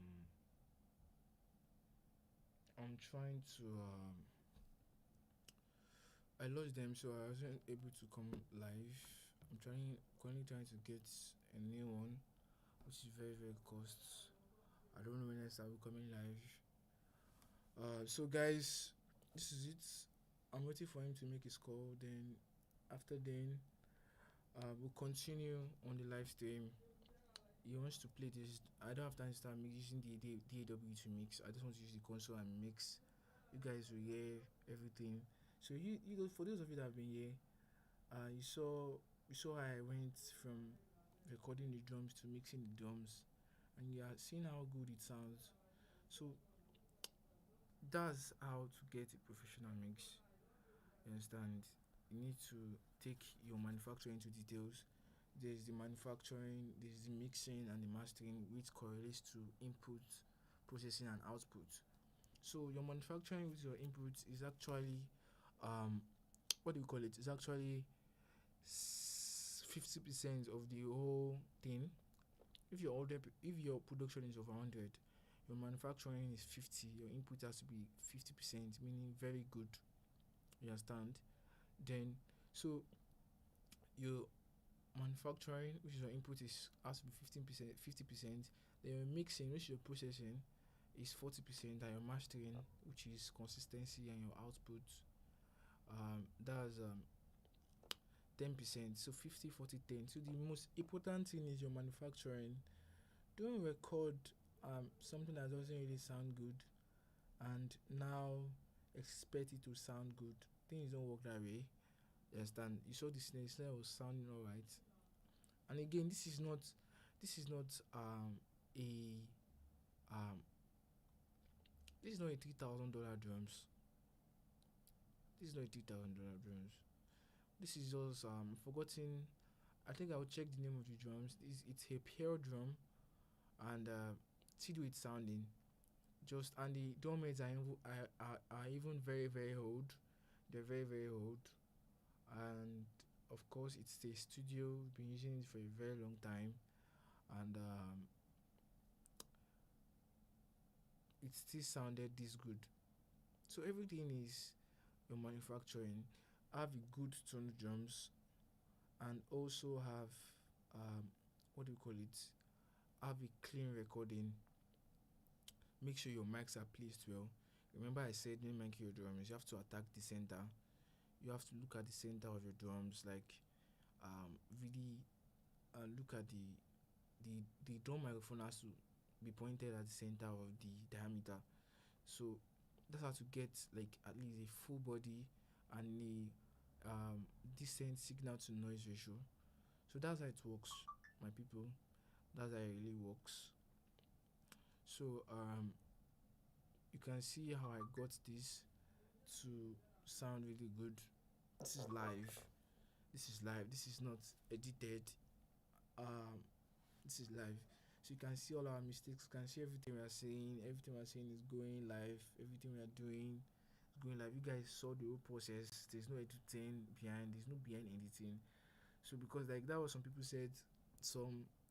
I don't call them criticizers. It's just normal for some people to doubt others' abilities. This is something I've been doing for a very long time and it seems very easy to me. It's very very easy. When I mean very easy, extremely easy. I mean extremely easy.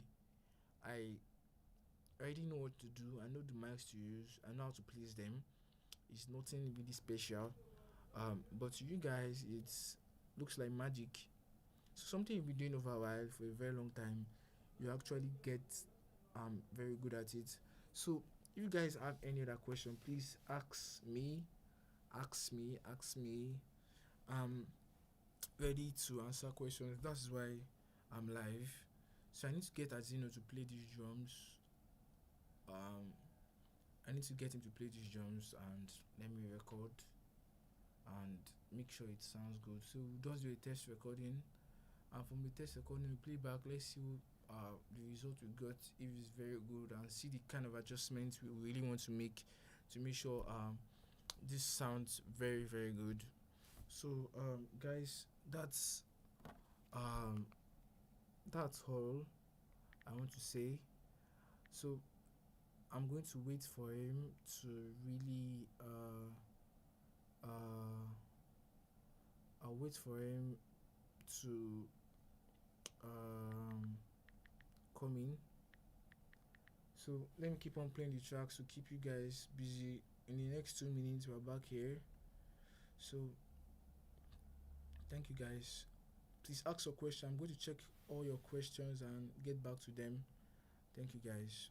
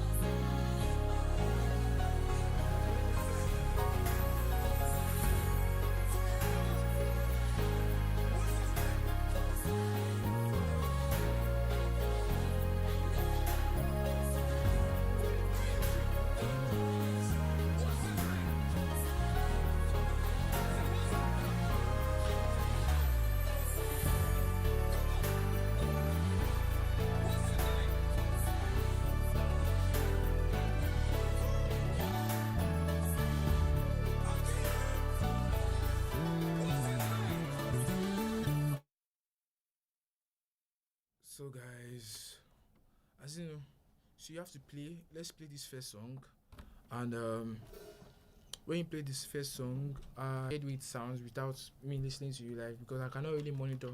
I don't even understand. I cannot really monitor you from here. So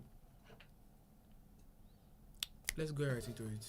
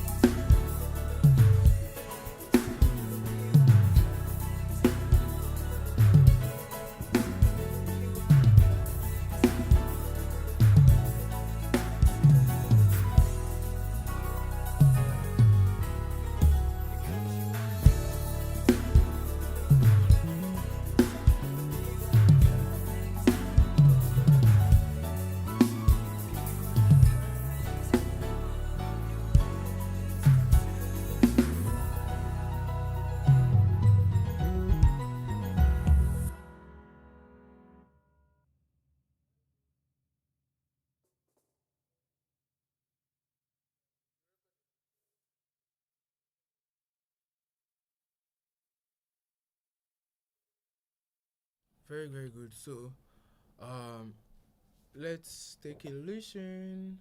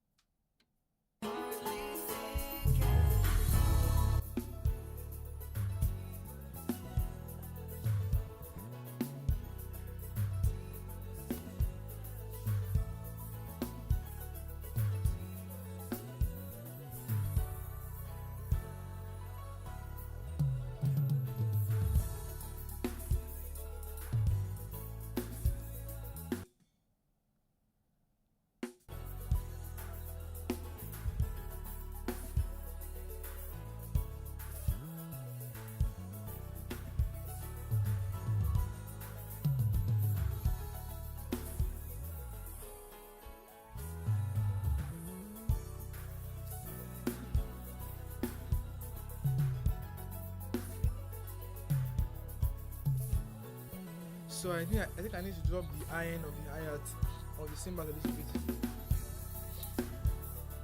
Just small. That's okay.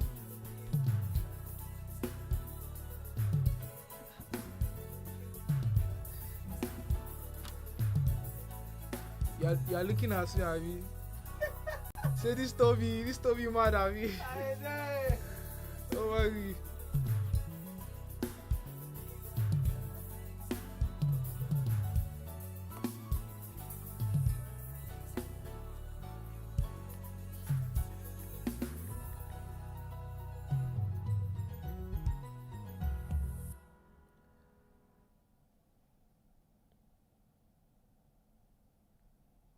That was good. Let's record on that one. That's not the real recording. I'm trying to master it. Do you understand? Yeah. So let's go back. You got from Ame. Hey, what's up, my guy? Don't share it now. How is my Yoruba? Did I try my Yoruba? Ame, this engineer boy, I catch you. So let me record again. So let's record the second track and let me see how it sounds. So I need to listen to that ending.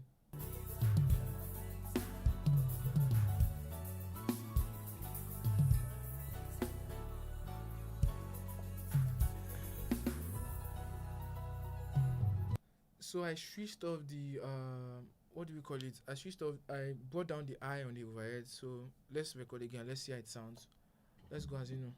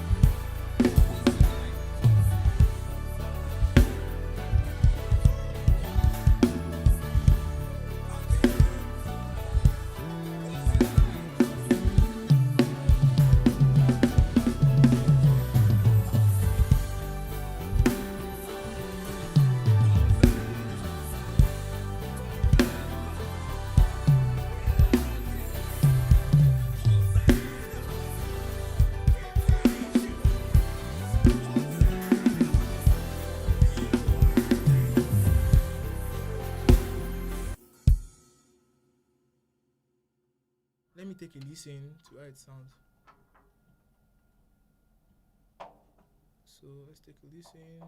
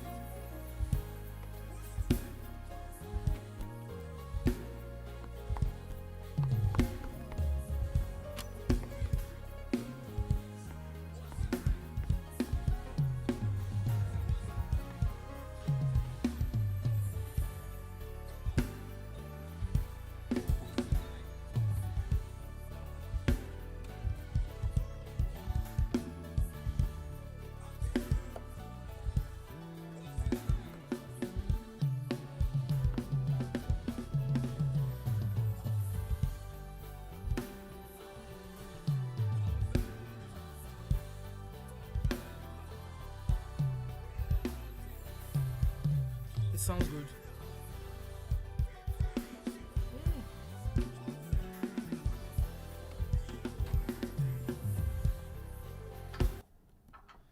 So let me delete those tracks. I think I'm done. So we can start recording. So you record straight, oh?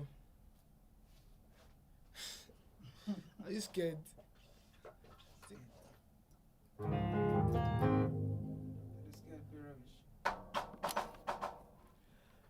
Just try as much as possible not to play rubbish, bro. I said try as much as possible. It broke my heart. Try as much as possible not to play rubbish. So any question before I keep on going? Any question? This is already 2 hours, bro. When are you ending the live? Bro, after the recording, I'm ending it. I'm tired, bro. So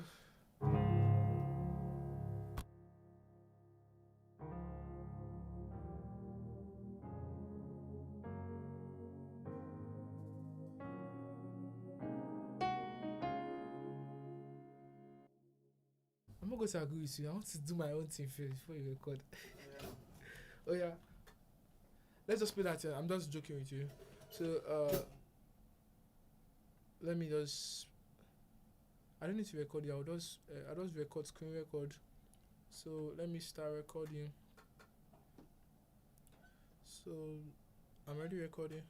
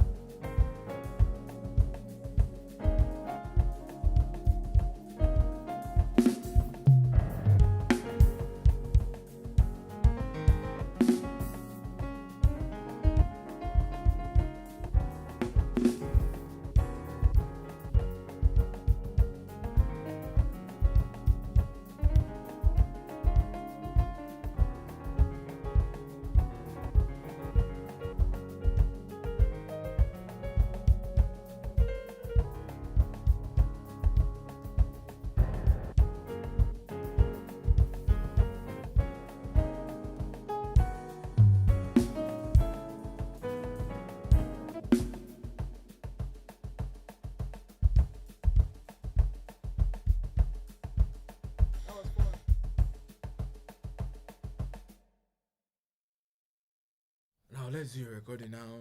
Let's do a recording. So I'll start recording from now. So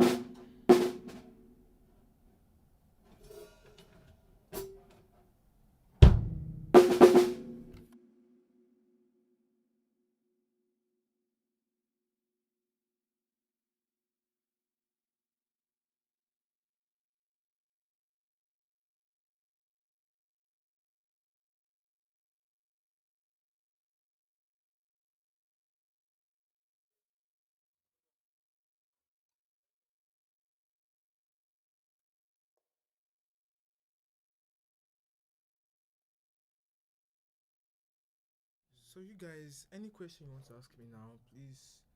I'm on to you guys. Ask me anything.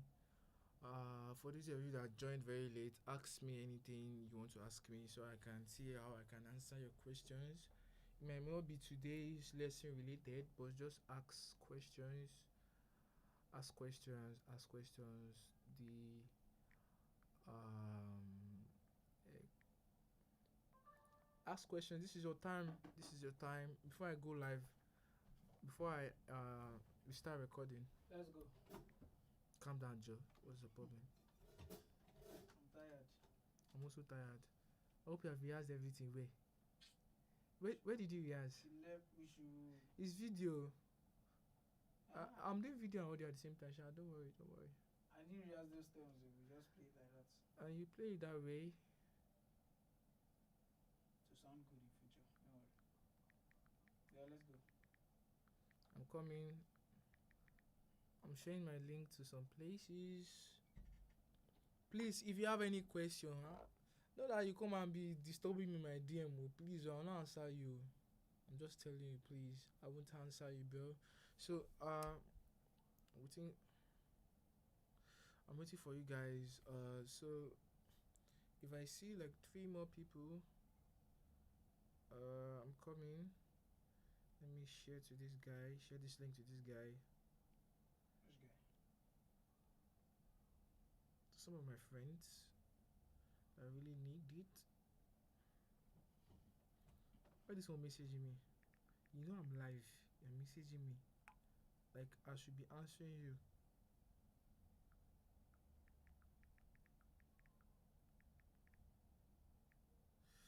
So forward to my WhatsApp status. So this guy very soon he's going to record now for Just 2 songs. I like. 2 songs. I'm Why? tired. Very tired. And you can just play through. I can later post it again. I can cut it and post it, you understand? You can post it anytime. And so I want it to be long, you don't understand. I'm tired.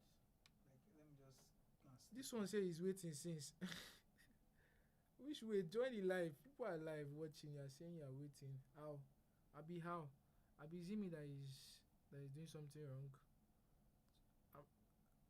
Imagine all this while I'm not live.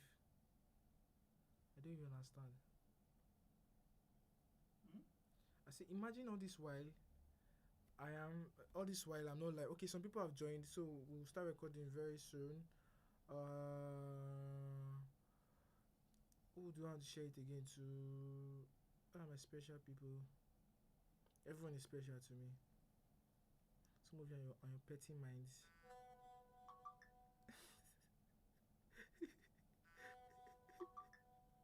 Somebody is swearing for me.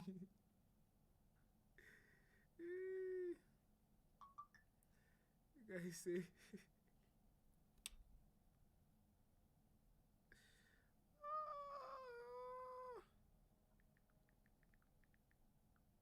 you can join. So guys, as you know, just keep on start playing something. You're tired. Okay, let's go now. We're recording in 5, 4. So anytime you hear the track, just call me. Do you understand?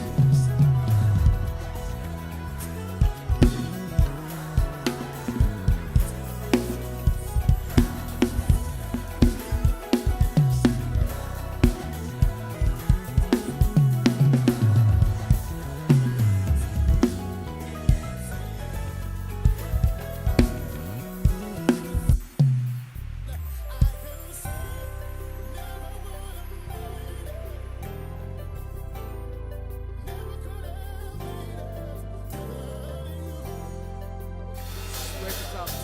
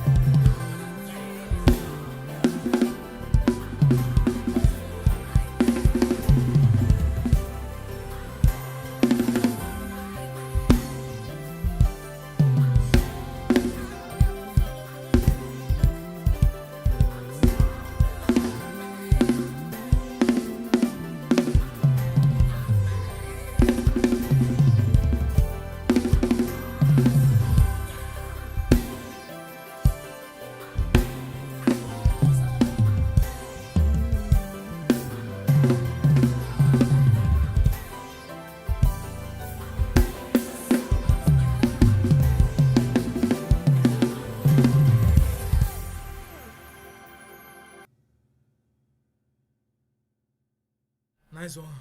Hey, nice waiting. Nice one. Definitely. I'm not even sure if we did everything. Remember one now? Bro, that's everything. We played 5 tracks, bro. 4. 5. Ah, Yeah. So you don't even know how many tracks you played, bro.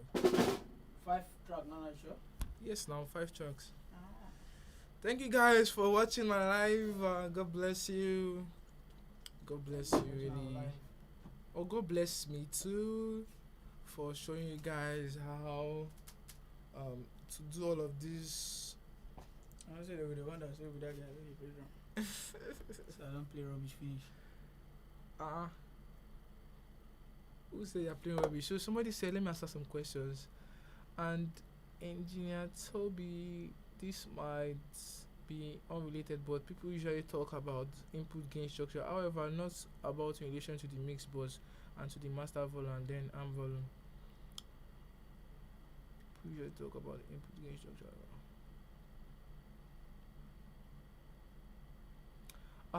Still trying to understand your question. Okay, come to think about it. We're talking about gain structure. Um, Gain structure is your input gain. You understand? I did not say gay, Okay. bro. I said gain structure is your input gain. You understand? So we do gain all our channels. Your input gain, um, like with what you just asked, and your gain structure, however, not are related to the mix bus and to the master volume. It's all related. They are all related to each other. Meaning, um, when you bring down your gain, it affects every other source because your gain is your input gain. You understand? So you are inputting. It's how much you want of that particular signal to get into your console. You understand? Or into your DW. How much of that? That's what your gain is. You understand? So your gain is okay. He said, I mean, is there any rule you follow to proportion for the proportion of the input gain to mix bus and master and then to the power amp? Okay, now I now understand your question. Yeah, I now understand. Now, um, there, everything we do is you have to use your discretion. You understand? When I mean your discretion, you have to really use your discretion because come to think about it, you have, of course, your channel moving into a bus and then from a bus maybe moving to a matrix, then maybe coming out from your matrix moving into your system, that's your DSP or your called your speaker management. Of course the gain structure is affected, you understand, but all on all you still need to check um on one thing that is very important. Every other thing is not relevant um as far as your signal is not clipping. So it doesn't really matter. It all matters. What matters is if you're not clipping. So I can do a gain structure of my peak input at minus 18 dB, meaning every input I gain them to minus 18 dB, meaning if my kick drum is on minus 20, I need to gain my channel plus 2 to meet that, so it gets to minus 18. If my kick drum is coming in by, or my snare drum is coming in by minus 15, I need to take down my gain minus 3 dB to get to minus 18. Do you get my point? So that's for your input. So from your gain is entering into some other processors like your your compressor and your gate, and those things can actually affect the gain structure. So it can either reduce it or increase it. And some people, after compressing, they use their makeup gain to push the signal back to the way it's supposed to be. So that also works. Another thing now is going into a mix bus. Your fader level, yes, it's just volume. Your fader level also affects how much it's attenuating that gain. You understand how much of that particular signal is going into the bus. So all these things, they are actually connected. If you push something on your gain on the fader, it will affect the whole rest of the chain afterward, not before.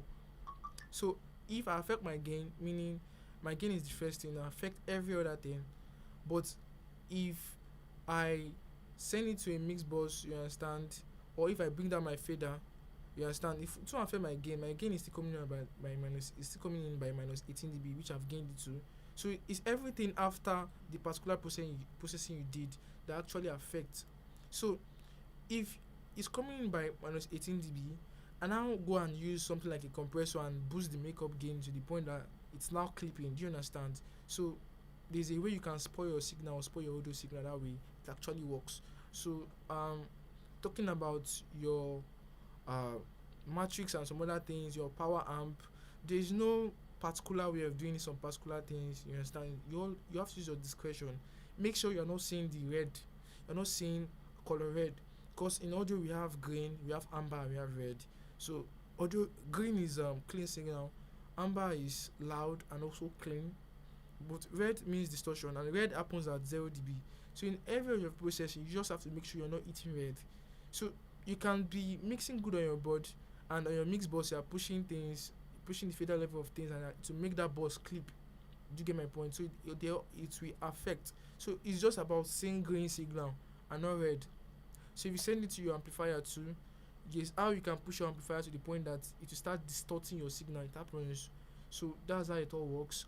What else can even your speaker management or your DSP? There's how you add gain from it, and you can actually distort the signal. So everything is just about seeing green. You understand? Once you see green, you're good to go. There's no dedicated way or a rule to follow. Yes, just set your gain input to minus 18 dB for instruments, the peak of each instrument. Then your, what do we call it, your um your uh what am I saying, set the gain of your instrument to be minus 18 dB. You understand? Then your, the rest of it should follow. You understand? Which is green. You understand? Just keep on following that gain structure. If something is dropping your gain down, maybe like a compressor, because you've compressed a lot, you now need to do a makeup gain. Yes, you can do a makeup gain to gain that signal back into its original volume. You understand? Then keep on going, and you can keep on sending to bosses. Me and sending to bosses, make sure you are on stereo. And another thing to look out for now is actually looking at what do we call it? Looking at the fact that when multiple sources are playing at the same time, the gain structure we had up, that's what you choose. So all your inputs can be on green, but when all of them are playing together, they will all add up and start distorting. Do you understand? So that also affects. So you have to look out for things like that. You understand? So that they won't distort. Gain adding on gain. Your snare is on 18 dB. Your kick is on 18 dB too. When you start playing, the two of them sum up to like 15, minus 15 or minus 14. You keep on climbing. The more things you add, the more the signal is being choked, and the more the gain structure on the group, meaning your main, because your aim is to mix everything into one balanced signal. That was the aim of mixing it. So even when doing that, you have to make sure that you are not like, make sure that the fader level controls, even though you're coming in by minus 80 dB, you need to drop below 0 and make sure that every other thing else is not really you're not adding up, because once things start, when you start putting different things, the gain will keep on adding up. That's why some of you just find out how I do get my main fader to be on green. It's no secret, it's just understanding the gain structure. Yes, because if I'm going to put all my channels on 0, everything will distort on my main boss. Yes, and so sometimes I'll go to some shows that maybe we didn't have some particular equipment to boost the signal, like a DSP. I now have to start cranking my main boss up to compensate, and that might cause distortion sometimes. Sometimes just what you do at the spot is the solution. Not about, sometimes you need to throw away all the physics you've learned, or so it's really learning when, and not just how, but when to do a certain thing. So that's just it. Understanding your gain structure. You know that when you're adding more things, they will start climbing on each other and the gain will start increasing. So you need to start bringing down the gain, like minus 10 dB, minus 5 dB, to make sure that it is not going to add up on your main boss. So that's how it works. So any other question? Is there any other question? I'm going offline now. It's like you see it. Yeah, your drums. Ah! All of you are enjoying it.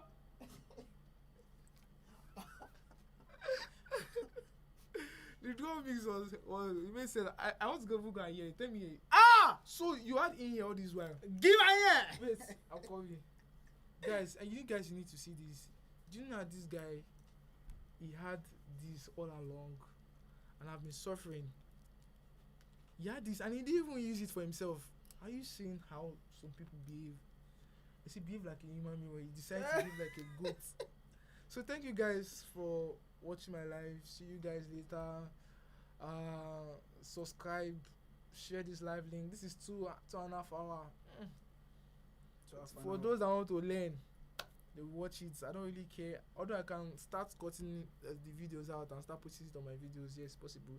But if you don't really want to learn, there are some things that will tip in at the ending and not in the beginning. Some things that really help you to understand some certain things. So those that really want to learn, that I believe I believe they will actually stay and watch as long as possible. You can use your night. I know everybody has what they're doing. You cannot just sit down and watch a 2.5 hour video long, but everybody has what they're doing, so that's very good. So, Mr. David, I see you. Clips clear. Thank you for your patience, boss, and the details. Yeah, thank you very much. Okay, you also asked about your voice selection for this take. My voice selection. Let me see. Uh, Please, what is the breakdown of your voices on the keys? And it's just simple. I didn't really do anything. I The only thing I just did was it's just piano. Let's see. I think it's just piano.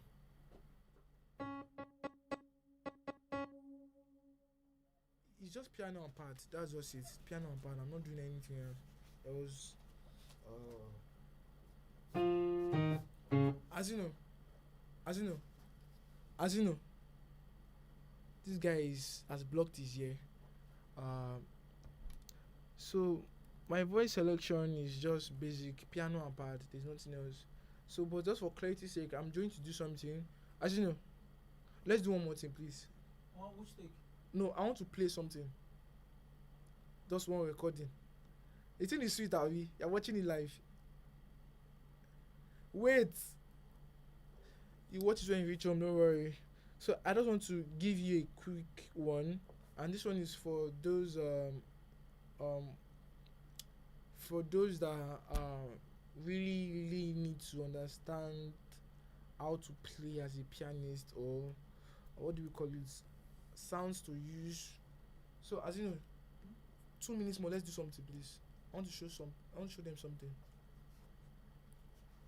So guys, so I'm currently using a PSR S750, I think. Let me check. Okay, a PSR SX900. Sorry, SX700. And the sound I want to use 3 sounds. So for you, some of you guys are already done. Thank you for watching. Love you guys.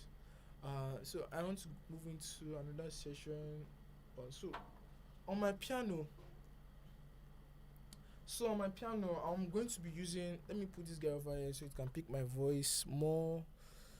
Okay, yes. So on my piano, can you hear me? As you know, I'm going to select piano, just normal piano sound. So the piano is actually entering back against the mic. That is sounding that way. So a piano sound. Then there's this pad I use, vapor pad. This is the way it sounds.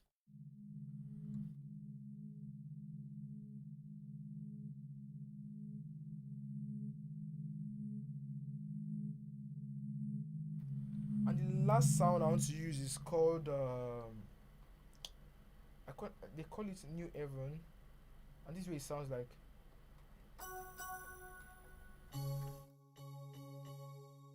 So I'm going to use this sound, just this sound, to play worship. So as you know, I'm going to play, this song, just something like a worship. So he does this kind of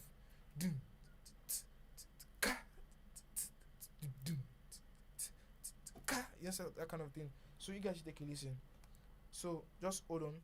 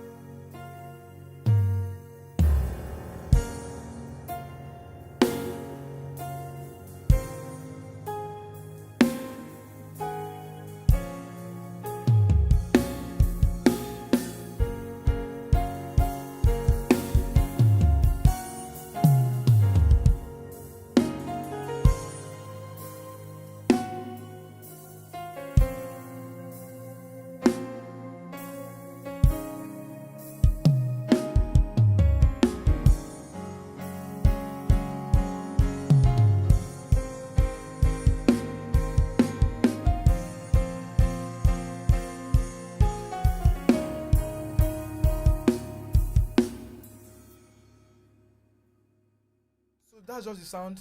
What fell down the other time? Stick. Oh, okay. And you were playing with one, Mm. one. So let's do it again. So Okay. after I did that guy two bars, and I do it.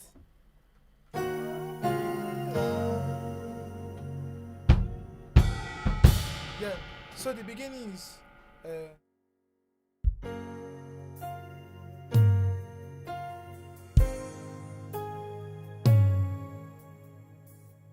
So guys, I want to add that piano into reverb.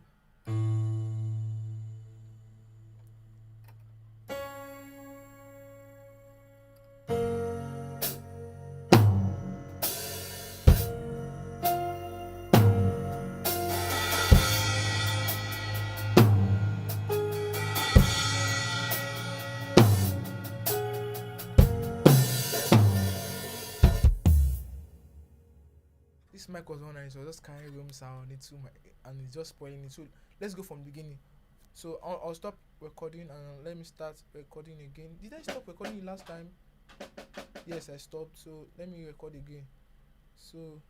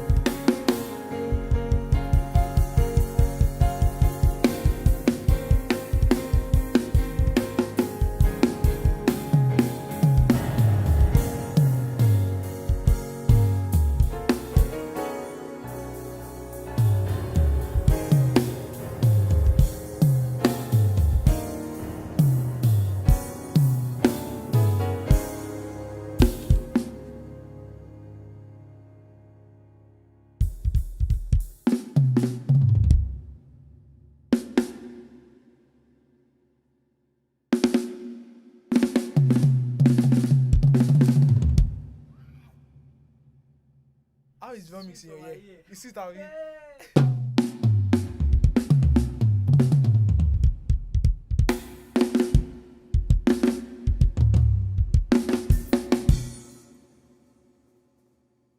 Thank you guys. Thank you guys for watching. See you guys later. Jesus Christ. Woo!